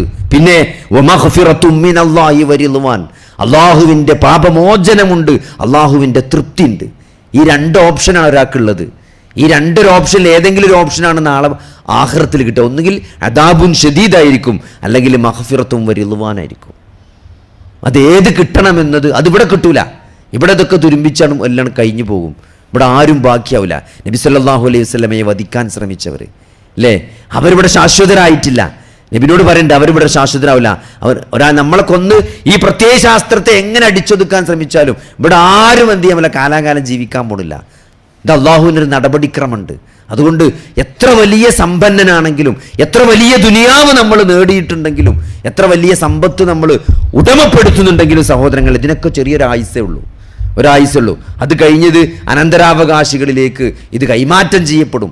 നമ്മളെല്ലാ സാധനങ്ങളും അനന്തരാവകാശികൾ ഓഹരി വെച്ചെടുക്കും. എന്നിട്ട് നമ്മൾ ഖബറിലേക്ക് എത്തുന്ന ഒരു സ്റ്റേജ് വരാണ്ട്, അല്ലേ. അള്ളാഹുവിൻ്റെ റസൂൽ സല്ലല്ലാഹു അലൈഹി വസല്ലമ ഒരു ഖബർസ്ഥാനിലൂടെ ഇങ്ങനെ നടന്നു പോവുകയാണ്. ഖബർസ്ഥാനിൽ നമുക്കറിയാം, നമ്മൾ ഖബർസ്ഥാനിൽ നമുക്ക് നടന്നാൽ നമുക്ക് മനസ്സിലാകും, അല്ലേ. ഒരു പുതിയ ഖബർ ഏതാന്ന് ചോദിച്ചാൽ അത് ചൂണ്ടിക്കാണിക്കാൻ നമുക്ക് പറ്റും. കാരണം ഒരു ചുവന്ന മണ്ണും ഒരു നനവുള്ള ഖബറുണ്ടെങ്കിൽ ഇത് വളരെ പുതിയൊരു ഖബറാണെന്ന് നമുക്ക് മനസ്സിലാവും. അത് കണ്ടാൽ മനസ്സിലാവും, അല്ലേ. അങ്ങനത്തെ ഒരു പുതിയ മർറ നബിയു സല്ലല്ലാഹു അലൈഹി വസല്ലം അലാ ഖബറിൻ ദുഫിന ഹദീസൻ, വളരെ റീസെന്റ് ആയിട്ട് മറവ് ചെയ്യപ്പെട്ട ഒരു ഖബറിന്റെ അരികിലൂടെ അള്ളാഹുവിൻ്റെ റസൂൽ സല്ലല്ലാഹു അലൈഹി വസല്ലമ നടന്നുപോയി. എന്നിട്ട് അവിടെ റസൂൽ അവിടെ നിന്നു എന്നാണ് അബൂ ഹുറൈറ നമുക്ക് പറഞ്ഞു തരാണ് അല്ലേ. നബി അവിടെ നിന്ന കാര്യങ്ങൾ ആലോചിച്ച് നോക്കി. എത്രയോ വർഷങ്ങൾക്ക് മുമ്പ് ആ ഖബർസ്ഥാനിലൂടെ നടന്നുപോയ പ്രവാചകൻ ആ ഖബറിന്റെ അടുത്ത് നിന്നു. എന്നിട്ട് അബൂ ഹുറൈറ നമുക്ക് പറഞ്ഞു തരാണ്. നബിയെ കാണാത്ത ഒരു സമൂഹത്തിന് താബികളോട് അബൂ ഹുറൈറ പറഞ്ഞു കൊടുക്കുകയാണ്, ഞങ്ങളെ പ്രവാചകന്റെ ഒപ്പം നടക്കുന്നു, ഖബർസ്ഥാനിലൂടെ പോകുന്നു, പുതിയൊരു ഖബറിന്റെ അടുത്ത് എത്തിയപ്പം നബി അവിടെ നിന്നു. എന്നിട്ട് നബി സല്ലല്ലാഹു അലൈഹി വസല്ലമ സഹാബത്തിനോട് ചോദിച്ചു, ഈ ഖബറാളി ഇപ്പോൾ എന്താണ് ആലോചിച്ചുകൊണ്ട് ചിന്തിച്ചു കൊണ്ടിരിക്കുന്നത് നിങ്ങൾക്ക് അറിയാമോ എന്നാണ്. നോക്കി ആലോചിങ്ങൾ, ഒരു ഖബറിൽ കിടക്കുന്ന ഒരാൾ എന്താണ് ഇപ്പോൾ ചിന്തിക്കുന്നത് എന്ന് നിങ്ങൾക്കറിയുമോ എന്നാണ്. എന്നിട്ട് നബി സല്ലല്ലാഹു അലൈഹി വസല്ലമ അവരോട് പറയാണ്, നിങ്ങൾക്ക് ബാക്കിയുള്ള നിങ്ങളുടെ ദുനിയാവിൽ, കാരണം ഖബറാളിക്ക് ഇനി ദുനിയാവ് ബാക്കില്ല, ഖബറാളിക്ക് ദുനിയാവ് ബാക്കില്ല, നിങ്ങൾക്ക് ബാക്കിയുള്ള നിങ്ങളുടെ ദുനിയാവിൽ ഏറ്റവും പ്രിയപ്പെട്ടത്, നിങ്ങൾക്ക് ഏറ്റവും പ്രിയപ്പെട്ട അയാൾക്ക് ഏറ്റവും പ്രിയപ്പെട്ടത് 2 റക്അത്ത് സുന്നത്ത് നമസ്കാരമാണ് എന്ന് അയാൾക്ക് മനസ്സിലായിട്ടുണ്ടെന്നാണ്. 2 റക്അത്ത് സുന്നത്ത് നിസ്കരിക്കാൻ എത്ര സമയമാണ് സഹോദരങ്ങൾ? അതിനെന്ത് വിലയാണ് നമ്മൾ ജീവിതത്തിൽ നൽകിയിട്ടുള്ളത് അല്ലേ? പള്ളിക്ക് അങ്ങനെ കയറി വരുമ്പം ഇക്കാമത്ത് കൊടുക്കാൻ ഒരു 1.5-2 മിനിറ്റ് ബാക്കിയുണ്ടെങ്കിൽ വളരെ കൂളായിട്ട് 1-1.5-2 മിനിറ്റ് കൊണ്ട് നമ്മൾ 2 റക്അത്ത് നവാഫിൽ എന്നാണ് അല്ലാഹു റസൂൽ പറഞ്ഞത്, സുന്നത്ത് നിസ്കാരം വളരെ ഫ്രീ ആയിട്ട് നമ്മൾ ഫാത്തിഹ മാത്രം ഓതിയിട്ട് സ്പീഡായിട്ട് നമ്മൾ നിസ്കരിക്കുന്ന 2 റക്അത്ത് സുന്നത്ത് നമസ്കാരമാണ് നിങ്ങളുടെ ബാക്കിയുള്ള ആയുസ്സിൽ ഏറ്റവും വിലപ്പെട്ടതായിട്ട് അയാൾ മനസ്സിലാക്കിയിട്ടുള്ളതെന്നാണ്. പക്ഷെ അയാൾക്ക് എന്തില്ല? അയാൾക്ക് നിസ്കരിക്കാനുള്ളൊരു ഓപ്ഷൻ ഇല്ല. അയാൾക്കൊരു സുബ്ഹാനല്ലാഹ് ചെല്ലാൻ അധികം ചെല്ലാനുള്ള ഓപ്ഷൻ ഇല്ല. അയാൾ ഖബറിൽ ലോക്കാണ്. അയാളുടെ കർമ്മരേഖ സീല് വെച്ച് കിടക്കുകയാണ്. അതിലാകെ എന്തുള്ളൂ? മക്കൾ വല്ലതും പ്രാർത്ഥിച്ചാലും എന്തെങ്കിലും മക്കൾ വല്ലതും ചെയ്താലേ അയാൾക്ക് കിട്ടുള്ളൂ. പിന്നെ അയാൾ വല്ല ജാരിയത്തായ വല്ലതും ഈ ദുനിയാവിൽ ബാക്കി വെച്ച് പോയിട്ടുണ്ടെങ്കിൽ അതും അയാളെ ഖബറിലേക്ക് വന്നു ചേരും. വല്ല എത്തീങ്ങാനൊക്കെ വല്ല പള്ളി ഉണ്ടാക്കിയതോ മദ്രസ ഉണ്ടാക്കിയതോ അയാൾ എന്തെങ്കിലും നിലനിൽക്കുന്ന വല്ല സംരംഭങ്ങളും നാട്ടിലുണ്ടാക്കിയിട്ടുണ്ടെങ്കിൽ അതിൻ്റെ പ്രതിഫലം കൃത്യമായി ഖബറിലേക്ക് വരും. അയാളെ മക്കൾ അയാൾക്ക് വേണ്ടി പ്രാർത്ഥിക്കുക എന്തെങ്കിലും ചെയ്താൽ, സൽക്കർമ്മങ്ങൾ ചെയ്താൽ അതും കിട്ടും. അതല്ലാതെ അയാൾക്ക് ഇനി ഒന്നും കിട്ടാനില്ല, ഒന്നും ചെയ്യാനുമില്ല. അങ്ങനെ ലോക്കായിട്ട് നാളെ ഖിയാമത്ത് നാളിനെ പ്രതീക്ഷിച്ച് ഒരു വിചാരണയെ കാത്ത് കെട്ടിക്കിടക്കണ ഖബറിൽ. ആ ഒരു സ്റ്റേജിൽ ലോക്കായി നിൽക്കുന്ന അയാൾ എന്തു മനസ്സിലാക്കി? നിങ്ങൾക്ക് ബാക്കിയുള്ള നിങ്ങളുടെ ദുനിയാവിൽ ഏറ്റവും വിലപ്പെട്ടത് 2 റക്അത്ത് സുന്നത്ത് നമസ്കാരമാണ് എന്ന് റിയലൈസ് ചെയ്യുമ്പം, അത് അബൂ ഹുറൈറ റളിയല്ലാഹു അൻഹു അടക്കമുള്ള സഹാബികൾക്ക് അല്ലാഹുവിൻ്റെ റസൂൽ പറഞ്ഞു കൊടുക്കുമ്പം, അത് ആ സഹാബത്ത് താബിഈകൾക്കും 1400 വർഷം ഇപ്പുറം നിൽക്കുന്ന നമ്മൾക്കും അത് പറഞ്ഞു തരുമ്പം ഈ ജീവിതത്തിൻ്റെ ലക്ഷ്യത്തെക്കുറിച്ചാണ് അല്ലാഹുവിൻ്റെ റസൂൽ നമ്മളെ ഓർമ്മപ്പെടുത്തുന്നത്. അതുകൊണ്ട് എന്തെങ്കിലും ജീവിതം എന്നാലും 3 ദിവസമാണ്, 3 ദിവസം, ഇന്നലെ, ഇന്ന്, നാളെ. നിങ്ങൾ അത്ര മനസ്സിലാക്കിയാൽ മതി. ഇന്നലെ ഒന്നും ചെയ്യാനില്ല, ഇന്നലെ ചെയ്ത ഒന്നും നമുക്ക് മാറ്റാൻ പറ്റൂല, കഴിഞ്ഞുപോയി. അതിനെ ഓർത്തപ്പോൾ സങ്കടപ്പെട്ട ഒരു കാര്യമില്ല. അത് ഇന്നലെയാണ്, അതിന് ഇടപെടാൻ പറ്റൂല, അത് കഴിഞ്ഞു. ഖദ്ദറല്ലാഹു വമാ ശാഅ ഫഅല. ഒരു വിശ്വാസിയുടെ തീരുമാനം കഴിഞ്ഞു പോയതിനെ കുറിച്ച് ഒരു വിശ്വാസിക്ക് ഒരൊറ്റ നിലപാടേ ഉള്ളൂ, ഖദ്ദറുല്ലാഹ വമാ ശാഅ ഫഅല. അള്ളാഹു ഉദ്ദേശിച്ചത് അള്ളാഹു നടപ്പിലാക്കി. ഞാൻ അതിനെപ്പറ്റി കുറേ ആലോചിച്ച് സങ്കടപ്പെട്ടിട്ട് യാതൊരു കാര്യമില്ല, കഴിഞ്ഞുപോയി. നാളെ നമ്മൾ ഉണ്ടാവും യാതൊരു ഉറപ്പില്ല. ഇന്നാണ് എന്തെങ്കിലും ചെയ്യാൻ പറ്റിയത്, എന്തെങ്കിലും നമ്മളെ ഖബറിലേക്ക് വന്നു ചേരാൻ പറ്റിയ എന്തെങ്കിലും കാര്യങ്ങൾ ചെയ്യാൻ പറ്റിയൊരു സമയമാണിന്ന്. അതിലെന്തെങ്കിലും നമുക്ക് ചെയ്യാൻ പറ്റിയാൽ അത് തന്നെയാണ് ജീവിതത്തിൻ്റെ ലക്ഷ്യമെന്നത്. അത് എങ്ങനെ ജീവിക്കണം? അള്ളാഹുവിൻ്റെ റസൂലിനെ കുറിച്ച് ആയിഷ റളിയല്ലാഹു അൻഹ പറയണ കാന ഖുലുഖുഹു അൽ ഖുർആൻ. നബിയുടെ ജീവിതം, നബിയുടെ സ്വഭാവം എന്നത് വിശുദ്ധ ഖുർആനാണെന്ന് പറയുമ്പം നബി സല്ലല്ലാഹു അലൈഹി വസല്ലമയുടെ ആ ജീവിതം അത് ഖുർആനാണ്. എന്തൊക്കെ ഖുർആൻ കൽപ്പിച്ചോ അതൊക്കെ അനുഷ്ഠിച്ച, അതൊക്കെ ചെയ്യാൻ കൽപ്പിച്ച, അതൊക്കെ അനുഷ്ഠിച്ച ഒരു പ്രവാചകനെയാണ് നമ്മൾ കാണുന്നത് അല്ലേ. നബിൻ്റെ നിസ്കാരം എടുത്ത് നോക്കി, നബിൻ്റെ സ്വതക്ക എടുത്ത് നോക്കി, എല്ലാ കാര്യവും ഒക്കെ ഏറ്റവും ടോപ്പാണ് അല്ലേ. അത്രയും ദരിദ്രനായ നബി സല്ലല്ലാഹു അലൈഹി വസല്ലമ വീശിയടിക്കുന്ന കാറ്റിനെ പോലെ ദാനധർമ്മങ്ങൾ ചെയ്തു എന്ന് പറയുമ്പം, കിട്ടുന്നത് അതൊക്കെ സ്വതക്ക കൊടുത്തു എന്ന് പറയുമ്പം, ആ പ്രവാചകന്റെ ഔദാര്യത്രയങ്ങൾ നോക്കി അല്ലേ. ആ പ്രവാചകനെ ഉപദ്രവിച്ചവർക്ക് മാപ്പ് കൊടുത്തു എന്ന് പറഞ്ഞപ്പം ആ പ്രവാചകന്റെ സ്വഭാവം വഇന്നക ലഅലാ ഖുലുഖിൻ അളീം. സൂറത്തു എന്താണ് കലമിൽ അള്ളാഹിനെ കുറിച്ച് നബിനെ കുറിച്ച് പടച്ചോൻ പറഞ്ഞാണ് എന്ത്, നബിൻ്റെ സ്വഭാവത്തെക്കുറിച്ച് ഏറ്റവും നല്ല സ്വഭാവത്തിൻ്റെ ഉടമയാണ് പ്രവാചകരെ താങ്കൾ എന്ന് സർട്ടിഫിക്കറ്റ് കൊടുക്കുകയാണ്. എന്നുവെച്ചാൽ മക്കം ഫത്തഹിൻ്റെ അന്ന് നബി സല്ലല്ലാഹു അലൈഹി വസല്ലമ സർവ്വസന്നാഹങ്ങളുമായിട്ട് മക്കയിലേക്ക് വരികയാണ്. ആരാണ് മക്കക്കാർ? നബിയെ ദ്രോഹിച്ചവരാണ്, നബിയെ ഉപദ്രവിച്ചവരാണ്, നബിയെ കല്ലെടുത്തെറിഞ്ഞവരാണ്, നബിയെ നമസ്കരിച്ച ഒട്ടകത്തിൻ്റെ കുടൽമാല പുറത്ത് കഴുത്തിലിട്ടവരാണ്, നബിയെ എല്ലാ തരത്തിൽ കൊല്ലാൻ ശ്രമിച്ചവരാണ്. അല്ലേ, നമുക്കറിയാം ഊരിപ്പിടിച്ച വാളുമായി മുഹമ്മദിന്റെ തലെടുക്കാൻ വേണ്ടി ആളുകൾ നടക്കുമ്പം ആ സൗർ ഗുഹന്റെ ഉള്ളിൽ അബൂബക്കർ സിദ്ദീഖ് റളിയല്ലാഹു പേടിച്ചിരിക്കുന്നതും ലാ തഹ്സൻ ഇന്നല്ലാഹ മഅന എന്ന സൂറത്ത് ആയത്തിറങ്ങിയതൊക്കെ നമ്മൾ വിശുദ്ധ ഖുർആനിൽ വായിച്ചതാണ്. അങ്ങനെ നബി സല്ലല്ലാഹു അലൈഹി വസല്ലമയെ ഉപദ്രവിച്ച ആ ആളുകൾക്ക്, സ്വന്തം നാട്ടിൽ നിന്ന് പുറത്താക്കിയവർക്ക് നബി സല്ലല്ലാഹു അലൈഹി വസല്ലമ സർവ്വസന്നാഹങ്ങളുമായിട്ട് എല്ലാത്തിനും കഴിവുണ്ടായി. ഒന്നാജ്ഞാപിച്ചാൽ അത് ചെയ്യാനുള്ള സർവ്വസന്നാഹങ്ങൾ ഉണ്ടായിട്ട് അള്ളാഹുവിന്റെ റസൂൽ എന്നാണ് ഇന്ന് പ്രതികാരമില്ല എന്നാണ് മക്കക്കാരോട് പറഞ്ഞാൽ ഇന്ന് നിങ്ങൾക്ക് മാപ്പ് തന്നിരിക്കുന്നു എന്നാണ്. ആർക്ക് കൊടുക്കാൻ പറ്റും സഹോദരങ്ങളെ? ഉപദ്രവിച്ചവരോട്, കല്ലെറിഞ്ഞവരോട്, പരിഹസിച്ചവരോട്, കൊല്ലാൻ ശ്രമിച്ചവരോട് അവർക്ക് മുഴുവൻ മാപ്പ് നൽകിയേക്കാണ്. അല്ലെ, സൂറത്ത് യൂസുഫ് അവതരിച്ചപ്പോഴാണ് നബി സല്ലല്ലാഹു അലൈഹി വസല്ലമയ്ക്ക് ഏറ്റവും ഇടങ്ങേറുണ്ടായപ്പോഴാണ് സൂറത്ത് യൂസുഫ് അവതരിച്ചത്. സൂറത്ത് യൂസുഫ് നബി സല്ലല്ലാഹു അലൈഹി വസല്ലം അവതരിച്ച കാലഘട്ടം എടുത്ത് പരിശോധിച്ചാൽ മതി. ഖദീജ ബീവിയുടെ വഫാത്ത് സംഭവിച്ച കാലത്താണ്. അബൂ താലിബ് മരണപ്പെട്ടപ്പോഴാണ്. അല്ലെ, 42 വർഷം നബിയുടെ താങ്ങായി തണലായി നിന്ന അബൂ താലിബ് മുസ്ലിം അല്ലാതെ മരിച്ചു പോകണ്. നിങ്ങൾ ആലോചിക്കണം, 42 വർഷം ആ പ്രവാചകനെ സംരക്ഷിച്ച മനുഷ്യൻ, പ്രവാചകന്റെ ബന്ധു, മൂത്താപ്പ മുസ്ലിം അല്ലാതെ മരിച്ചു പോകുക. നബി കൈഴും നോക്കി ലാ ഇലാഹ ഇല്ലല്ലാഹ് പറയാൻ വേണ്ടിയിട്ട്. പക്ഷെ പറഞ്ഞില്ല.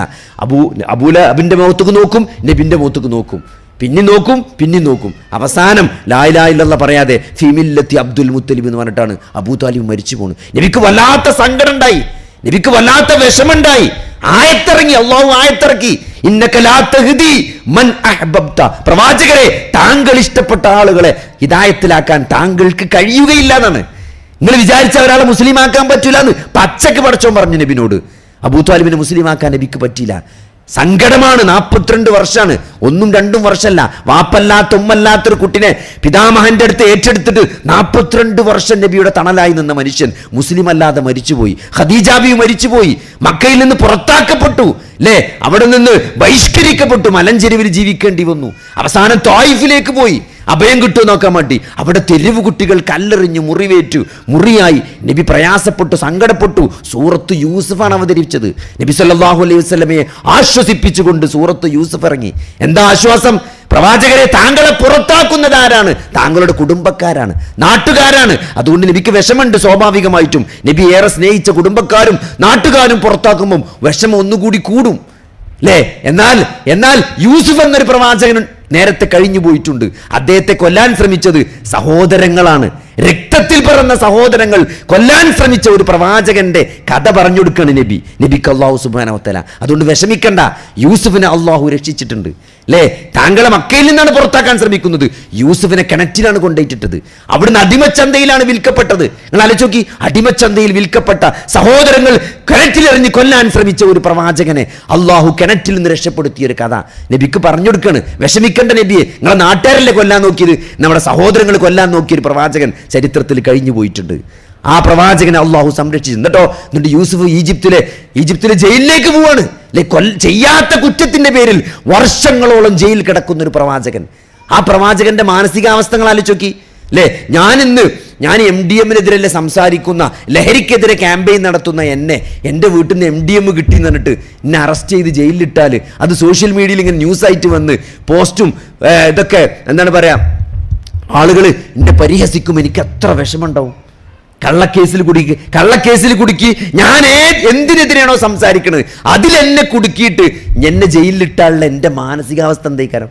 ചെയ്യാത്ത കുറ്റത്തിന് വ്യഭിചാരം ആരോപിച്ചുകൊണ്ട് വർഷങ്ങളോളം ജീവിതത്തിന്റെ വലിയൊരു കാലഘട്ടം യുവത്വം ജയിൽ കഴിച്ചു കൂട്ടിയൊരു പ്രവാചകൻ. അതാണ് സൂറത്ത് യൂസുഫ് നബിയെ പരിചയപ്പെടുത്തുന്നത്. എന്നിട്ട് ഈജിപ്തിന്റെ ഭരണാധികാരിയായിട്ട് തിരിച്ചു വരികയാണ്. തന്നോട് തെറ്റ് ചെയ്ത അക്രമം ചെയ്ത സഹോദരങ്ങൾക്ക് അദ്ദേഹം മാപ്പ് കൊടുക്കുകയാണ്.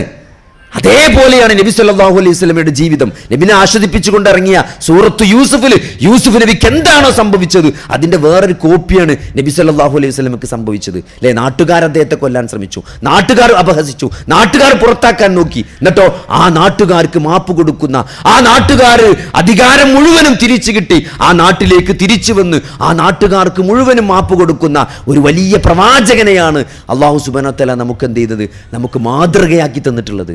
അപ്പൊ അതുകൊണ്ട് ഈ ദീൻ എന്നുള്ളത് സഹോദരങ്ങളെ, ഇവിടെ യാതൊരു ഇരുട്ടില്ല, യാതൊരു അവ്യക്തതയുമില്ല. ഏറ്റവും നല്ല ക്ലാരിറ്റിയുള്ള മതമാണ്.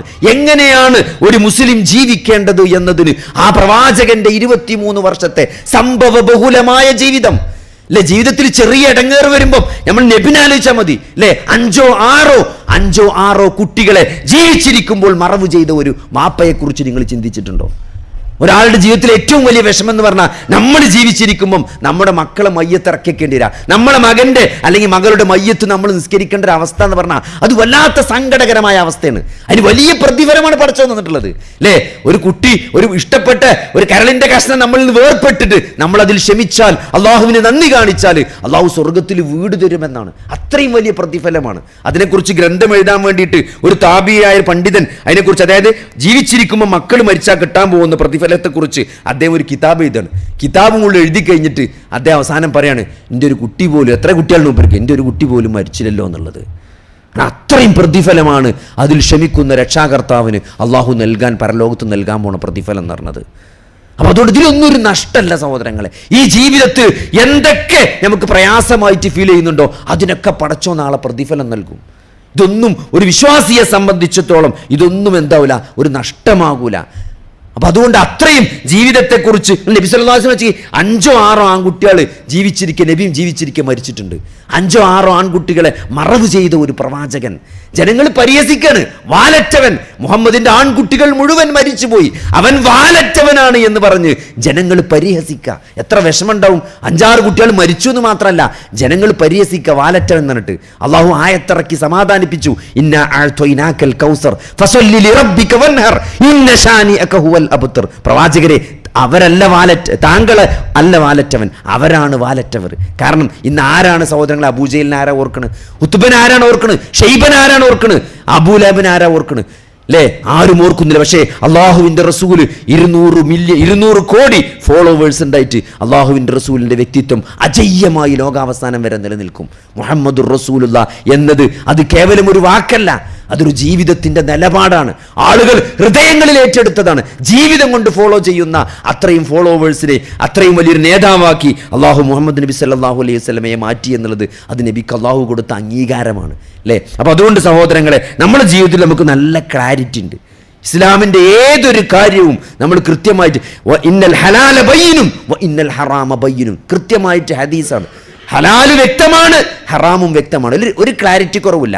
എന്താണ് ഹറാം എന്ന് നബി സ്വല്ലല്ലാഹു അലൈഹി വസല്ലം പഠിപ്പിച്ചിട്ടുണ്ട്, എന്താണ് ഹലാൽ എന്ന് പഠിപ്പിച്ചിട്ടുണ്ട്. പക്ഷേ അതിൻ്റെ രണ്ടിൻ്റെ അടിയിൽ കുറച്ച് സംശയമുള്ള കാര്യങ്ങളുണ്ട്. സത്യമാണ്. ഹറാമാണോ ഹലാലാണോ എന്ന് വ്യക്തമല്ലാത്ത, ക്ലാരിറ്റി കുറവുള്ള ചില ഏരിയകളുണ്ട്, ഇല്ല എന്നല്ല.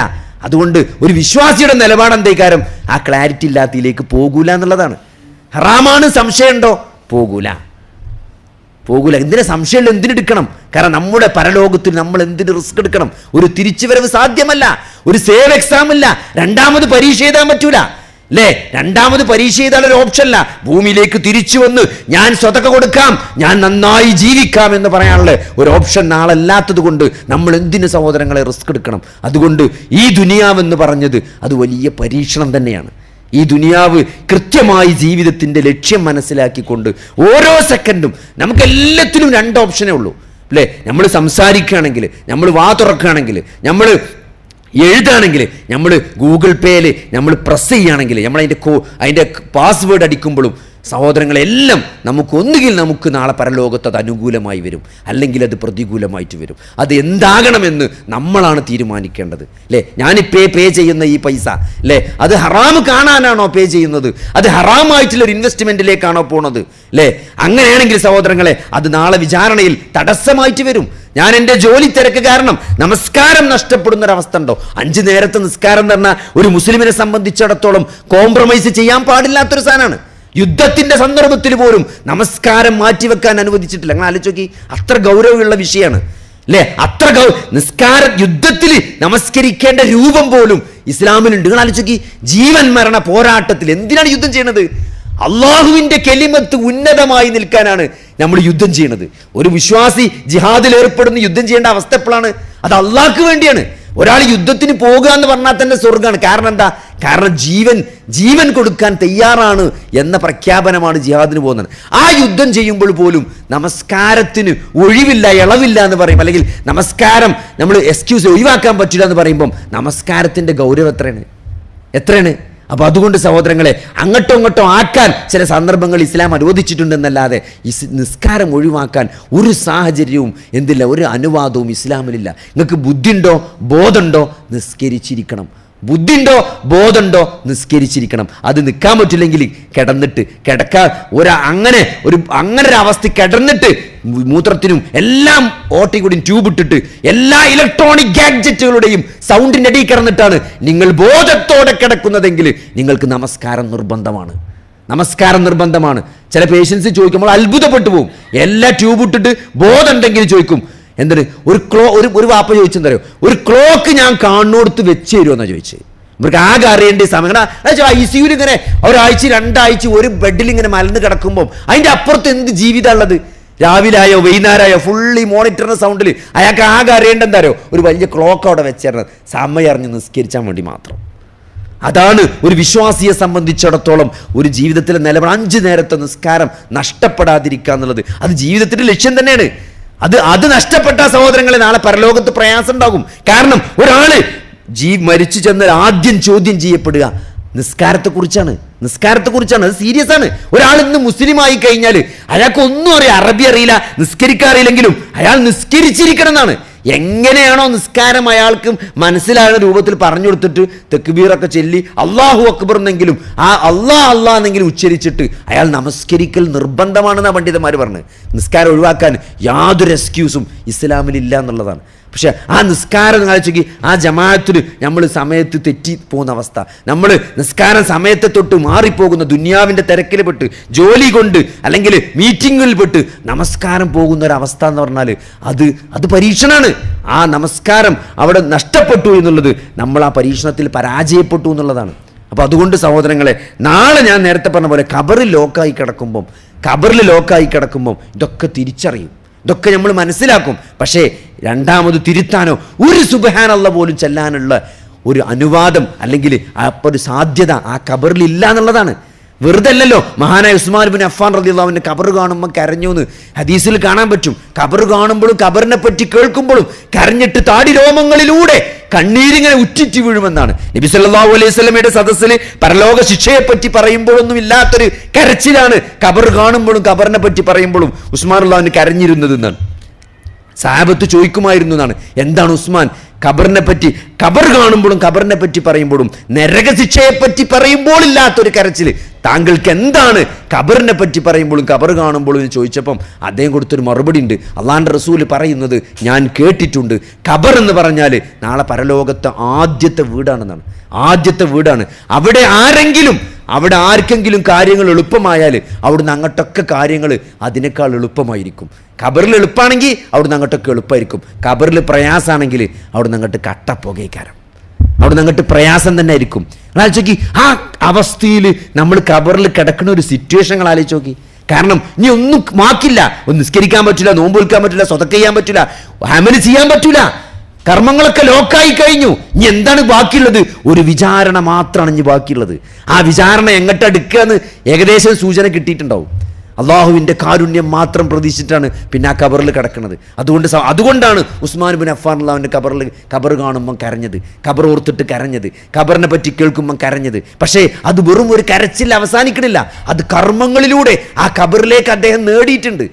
മസ്ജിദുൻ നബവി എക്സ്പാൻഡ് ചെയ്യാൻ വേണ്ടിയിട്ട് സ്ഥലം ആര് വാങ്ങിക്കൊടുക്കുമെന്ന് ചോദിച്ചപ്പം മസ്ജിദുൻ നബിയോട് ചേർന്ന് നിൽക്കുന്ന യഹൂദൻ്റെ സ്ഥലം അന്നത്തെ 1000 സ്വർണ്ണ ദീനാർ കൊടുത്ത് മസ്ജിദുൻ നബവിക്ക് വാങ്ങിക്കൊടുത്തത് മഹാനായ ഉസ്മാൻ ഇബ്നു അഫ്ഫാനാണ്. ഇന്നും ആ മസ്ജിദ് നബവിയിൽ നടക്കുന്ന നിസ്കരിക്കുന്ന ആളുകളുടെ പ്രതിഫലം അദ്ദേഹത്തിന് കിട്ടിക്കൊണ്ടിരിക്കുകയാണ് അല്ലേ. മദീനക്കാർക്ക് വരൾച്ചയാണ്, വെള്ളമില്ലാത്തൊരവസ്ഥയിൽ യഹൂദന്റെ കിണറ്റിൽ മാത്രമാണ് വെള്ളമുള്ളത്. ആ കിണർ ആര് മുസ്ലിങ്ങൾക്ക് വാങ്ങിക്കൊടുക്കും എന്ന് ചോദിച്ചപ്പം അന്നത്തെ കാലത്ത് ആയിരക്കണക്കിന് ദീനാറ് കൊടുത്തിട്ട് ആ കിണർ മുസ്ലിങ്ങൾക്ക് വാങ്ങിക്കൊടുത്തത് മഹാനായ ഉസ്മാൻ ഇബ്നു അഫ്ഫാൻ റളിയല്ലാഹു അൻഹു. തബൂക്കിലേക്ക് സൈന്യത്തെ അയക്കാൻ വേണ്ടി സാമ്പത്തികമായി വലിയ പ്രയാസമുണ്ട്.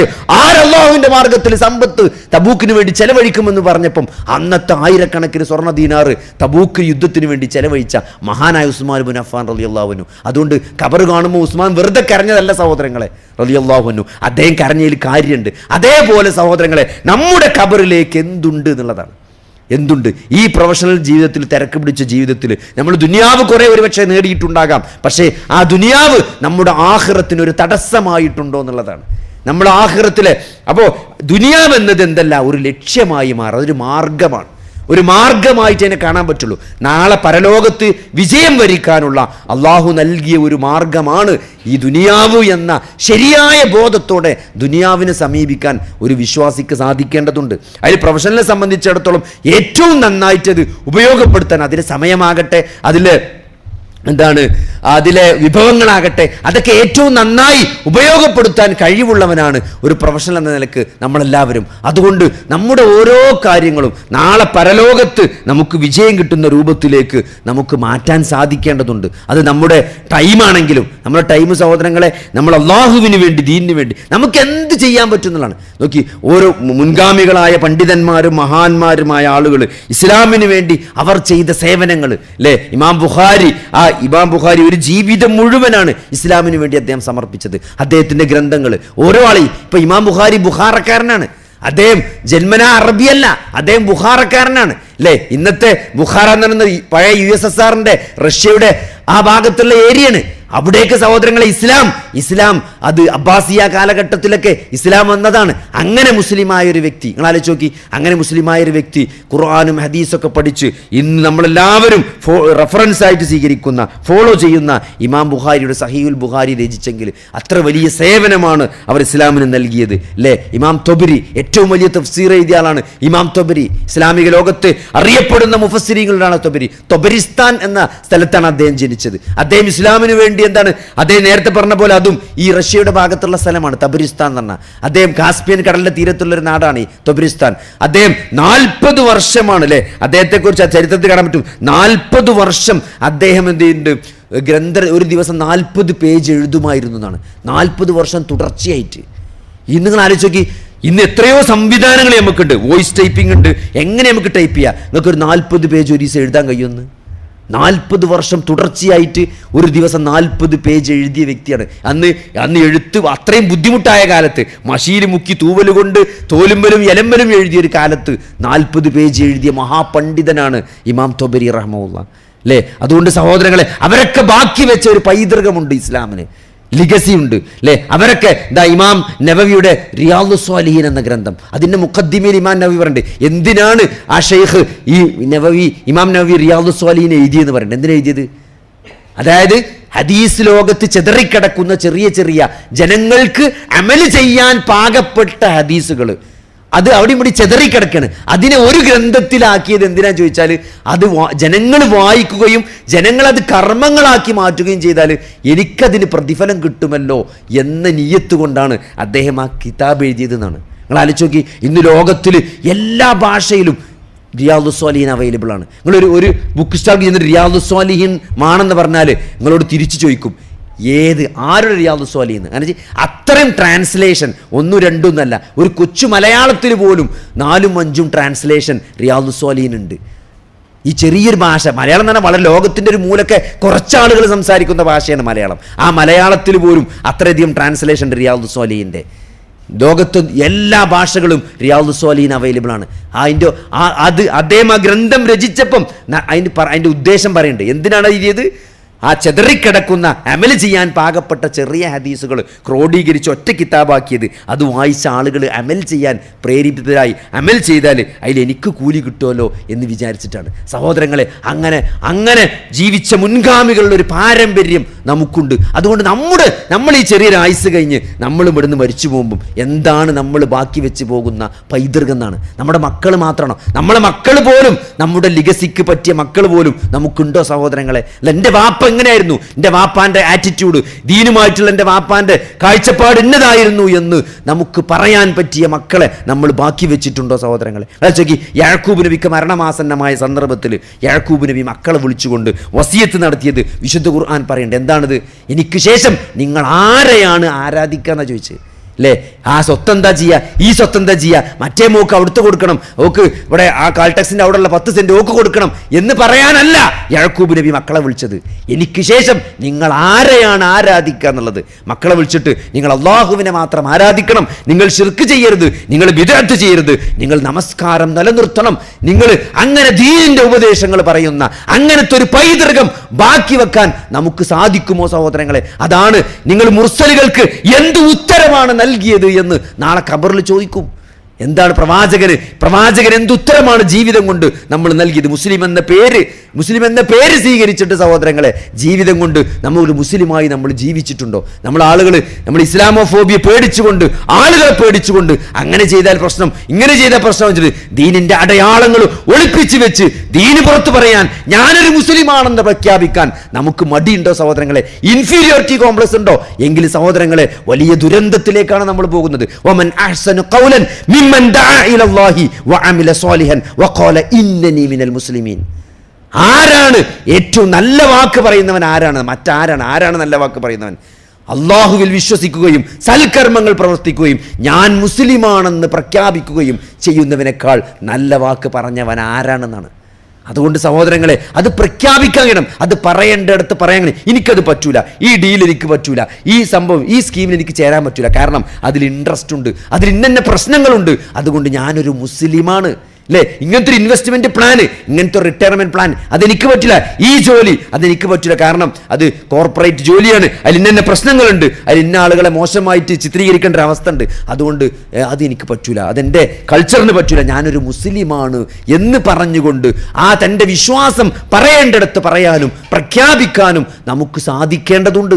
അവിടെയാണ് നമ്മൾ വ്യത്യസ്തരാകുന്നത്. അവിടെയാണ് ഹുവ സമ്മാക്കുമുൽ മുസ്ലിമീൻ, അവൻ നിങ്ങൾക്ക് മുസ്ലിം എന്ന പേര് നൽകിയിരിക്കുന്നു എന്നത്. അത് കുൻതും ഖൈറ ഉമ്മ, നിങ്ങൾ ഏറ്റവും നല്ല സമുദായമാണ് എന്ന ഈ പ്രപഞ്ചത്തിന്റെ സൃഷ്ടാവിന്റെ ഒരു പ്രസ്താവനയാണ്. നിങ്ങളാണ് ഏറ്റവും നല്ല സമുദായം. അത് സഹോദരങ്ങളെ, അത് കേവലം അലങ്കാരമല്ല, അതൊരു ഉത്തരവാദിത്തമാണ്. എപ്പോൾ തഅ്മുറൂന ബിൽ മഅറൂഫ്, നന്മ കൽപ്പിക്കുമ്പോൾ, വതൻഹൗന അനിൽ മുൻകർ, തിന്മ വിരോധിക്കുമ്പോൾ. നന്മ കൽപ്പിക്കുകയും തിന്മ വിരോധിക്കുകയും ചെയ്യുന്ന മുസ്ലിം, അള്ളാഹുവിനോടും റസൂലിനോടും വിധേയത്വമുള്ള ആളുകൾക്കുള്ള അലങ്കാരമാണെന്ത്? ഉത്തരവാദിത്തമാണ്. നിങ്ങളാണ് ഏറ്റവും നല്ല സമുദായം എന്നത്. അത് പേരുകൊണ്ട് കിട്ടൂല, അത് കർമ്മങ്ങൾ കൊണ്ടാണ് കിട്ടുക, വിശ്വാസം കൊണ്ടാണ് കിട്ടുക, സൽക്കർമ്മങ്ങൾ കൊണ്ടാണ്. അള്ളാഹുവിന് വേണ്ടി മാത്രമുള്ള നിഷ്കളങ്കമായ പ്രവർത്തനം. നോക്കി, മഹാനായ അലി റളിയല്ലാഹു അൻഹു അതേ യുദ്ധത്തിൽ ഒരാളങ്ങോട്ട് വെട്ടാൻ നിൽക്കുകയാണ്. യുദ്ധം എന്ന് പറഞ്ഞാൽ എന്താണ്? യുദ്ധം എന്ന് പറഞ്ഞാൽ തന്നെ ജിഹാദ് എന്താണ്? വാളുകൊണ്ടുള്ള യുദ്ധമാണ്. അതിലൊരാളെ വെട്ടാൻ നിൽക്കുന്ന സന്ദർഭത്തിൽ അയാൾ മുഖത്തേക്ക് തുപ്പിയപ്പം അലി റളിയല്ലാഹു അൻഹു വാള് താഴ്ത്തിന്നാണ്. നമ്മളെന്താ ചെയ്യുക? ഒന്നും കൂടി ശക്തിയായിട്ട് വെട്ടുക ചെയ്യുക. വെട്ടാൻ നിൽക്കണോ മോത്തേക്ക് തുപ്പിയാൽ ഒന്നും കൂടി ശക്തിയായിട്ട് വെട്ടുക ചെയ്യുക. പക്ഷേ അലി റളിയല്ലാഹു അൻഹു വാള് താഴ്ത്തി. എന്നിട്ട് എന്താ അറിയോ? ഇപ്പോൾ ഞാൻ വെട്ടിയാൽ ആ തുപ്പീൻ്റെ പ്രതികാരമായി മാറും, കാരണം മനസ്സിൽ കുറച്ചൊരു ദേഷ്യം അവനോട് വ്യക്തിപരമായി വന്നു. ഇതേവരെ വാളുയർത്തിയത് അള്ളാഹ്ക്ക് വേണ്ടിയിട്ടാണ്, പക്ഷെ തുപ്പിയപ്പം അത് വ്യക്തിപരമായി മാറി, കാരണം ദേഷ്യം വന്നതിൽ. അപ്പോൾ വാള് താഴ്ത്തി വെട്ടാതെ വിട്ടു എന്നാണ്. അത്രയും ചെയ്യുന്ന കർമ്മങ്ങളിൽ അത്രയും ഇഖ്ലാസ് ഉണ്ടാകണം എന്നാഗ്രഹിച്ച ഒരു സമൂഹം നമ്മുടെ മുമ്പേ നടന്നു പോയിട്ടുണ്ട്. പക്ഷേ നമ്മൾ ഇന്ന് വെറും ഫുള്ള് ഷോല് പെട്ട് കിടക്കുകയാണ്, റിയായിൽ പെട്ട് കിടക്കുകയാണ്. 10 റുപ്യേൻ്റെ പരിപാടി വെക്കാൻ 1000 റുപ്യേൻ്റെ പബ്ലിസിറ്റി കൊടുത്തിട്ട് അത് ജനങ്ങളെ കാണിച്ച് സോഷ്യൽ മീഡിയയിൽ അലക്കി. സഹോദരങ്ങളെ, നമ്മുടെ ചെയ്യുന്ന കർമ്മങ്ങൾ പോലും നഷ്ടപ്പെടുന്നൊരു സാഹചര്യം നമുക്കുണ്ടോ എന്ന് നമ്മൾ പരിശോധിക്കണം. അതുകൊണ്ട് ഇതൊരിക്കലും ഈ ദീന് നമ്മൾ നഷ്ടപ്പെടുന്ന ഒരവസ്ഥ ഉണ്ടാകാൻ പാടില്ല. കാരണം ഈ ദീനാണ് ജീവിതത്തിലെ ഏറ്റവും പ്രധാനപ്പെട്ടത് എന്ന് നമ്മൾ തിരിച്ചറിയണം. കാരണം എല്ലാവരും മരിക്കും. കുല്ലു നഫ്സും ദാഇഖത്തുൽ മൗത്ത് വഇന്നമാ തുവഫൗന ഉജൂറക്കും യൗമൽ ഖിയാമ ഫമൻ സുഅ്സിഅ അനിൻ നാർ വഉദ്ഖിലൽ ജന്ന ഫഖദ് ഫാസ് വമൽ ഹയാത്തുദ് ദുനിയ ഇല്ലാ മതാഉൽ ഉറൂർ. സൂറത്ത് ആൽ ഇംറാനിൽ അല്ലാഹു പറയാണ്, എന്താണ് മരണത്തിനു ശേഷം എന്താണ്? ആര് നരകത്തിൽ നിന്ന് അകറ്റപ്പെടുകയും സ്വർഗത്തിൽ പ്രവേശിക്കപ്പെടുകയും ചെയ്യുന്നു, അവരാണ് വിജയിച്ച ആളുകൾ. അതുകൊണ്ട് ആ ഒരു ബോധം സഹോദരങ്ങളെ, ജീവിതമെന്നത് ഒരിക്കലേ ഉണ്ടാവുള്ളൂ. ഇന്ന് അള്ളാഹുവിനും റസൂലിനും വഴിപ്പെട്ടുകൊണ്ട് അത് നമ്മുടെ ജീവിതത്തിൽ ഏറ്റവും കൂടുതൽ പറയുന്നൊരു വാക്കാണ് അല്ലാഹു അക്ബർ. അല്ലാഹു അക്ബർ. നമ്മൾ ബാങ്കിൽ എത്ര തവണ അല്ലാഹു അക്ബർ പറയുന്നുണ്ട്. ആ ബാങ്കിന് ജവാബ് കൊടുക്കുമ്പോൾ നമ്മൾ പറയുന്നുണ്ട്, ബാങ്ക് കേൾക്കുമ്പോണ്ട് ജവാബ് കൊടുക്കുമ്പോണ്ട്, ഇക്കാമത്ത് പറയുമ്പം അതിന് ജവാബ് കൊടുക്കുമ്പോണ്ട്. അതേപോലെ അത് കഴിഞ്ഞിട്ട് നിസ്കാരത്തിൽ എത്ര അല്ലാഹു അക്ബർ. നിസ്കാരം കഴിഞ്ഞ് 33 വട്ടം, പിന്നെ സുന്നത്ത് നിസ്കാരം, ഓരോ നിസ്കാരത്തിലും അല്ലാഹു അക്ബർ. അതിന്റെ ബാങ്കിന് അല്ലാഹു അക്ബർ, ഇക്കാമത്തിന് അല്ലാഹു അക്ബർ. നിസ്കാരം കഴിഞ്ഞിട്ട് 33, ഉറങ്ങാൻ നേരത്ത് 34. ജീവിതത്തിൽ ഒരു പക്ഷേ നിങ്ങൾ ഏറ്റവും കൂടുതൽ പറഞ്ഞ വാക്കുകളിൽ ഒന്നായിരിക്കും അല്ലാഹു അക്ബർ എന്ന്. അല്ലാഹു വലിയവൻ. അത് കേവലം ഒരു വലിപ്പത്തിന്റെ, ഒരു അളമത്തിന്റെ ഗാംഭീര്യം മാത്രമല്ല, അത് ജീവിതത്തിന്റെ നിലപാടാണ്. അല്ലാഹു അക്ബർ എന്ന് പറഞ്ഞാൽ നമ്മൾ ജീവിതത്തിൽ ഏറ്റവും പ്രയോറിറ്റി നൽകുന്നത് അല്ലാഹുവിനും റസൂലിനുമാണ്, അല്ലാഹുവിന്റെ കൽപ്പനകൾക്കാണ്. എന്റെ ജീവിതത്തിൽ ഏറ്റവും പ്രയോറിറ്റി ഇന്ന സ്വലാത്തി വനുസുഖി വമഹിയായ വമമാതി ലില്ലാഹി റബ്ബിൽ ആലമീൻ. എന്റെ നമസ്കാരം, എന്റെ നമസ്കാരം, എന്റെ ജീവിതം, എന്റെ മരണം, എന്റെ നേർച്ച വഴിപാടുകൾ, അതെല്ലാം സർവ്വലോക രക്ഷിതാവായ അല്ലാഹുവിനുള്ളതാണ് എന്ന പ്രഖ്യാപനമാണ് ജീവിതം.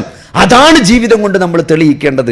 അതാണ് ഒരു വിശ്വാസിയുടെ നിലപാട്. അതുകൊണ്ട് എന്തൊക്കെ തിരക്കിനും എന്തൊക്കെ ജീവിതത്തിലെ സാഹചര്യങ്ങൾക്കിടയിലും ആ ഒരു ബോധം നഷ്ടപ്പെടാതെ ജീവിക്കുക എന്നുള്ളതാണ് ജീവിതത്തിന്റെ ലക്ഷ്യം. അത് മനസ്സിലാക്കിക്കൊണ്ട് ജീവിക്കാൻ അള്ളാഹു നമുക്ക് തൗഫീഖ് നൽകുമാറാകട്ടെ. റബ്ബനാ ആതിനാ ഫിദ്ദുനിയ ഹസനതൻ വഫിൽ ആഖിറതി ഹസനതൻ വഖിനാ അദാബന്നാർ. അല്ലാഹുമ്മ ഗ്ഫിർ ലിൽ മുഅ്മിനീന വൽ മുഅ്മിനാത്ത് വൽ മുസ്ലിമീന വൽ മുസ്ലിമാത്ത്. അല്ലാഹുമ്മ അഇസ്സൽ ഇസ്ലാമ വൽ മുസ്ലിമീൻ വഅദില്ല الشرك والمشركين. ربنا ظلمنا أنفسنا وإن لم تغفر لنا وترحمنا لنكونن من الخاسرين.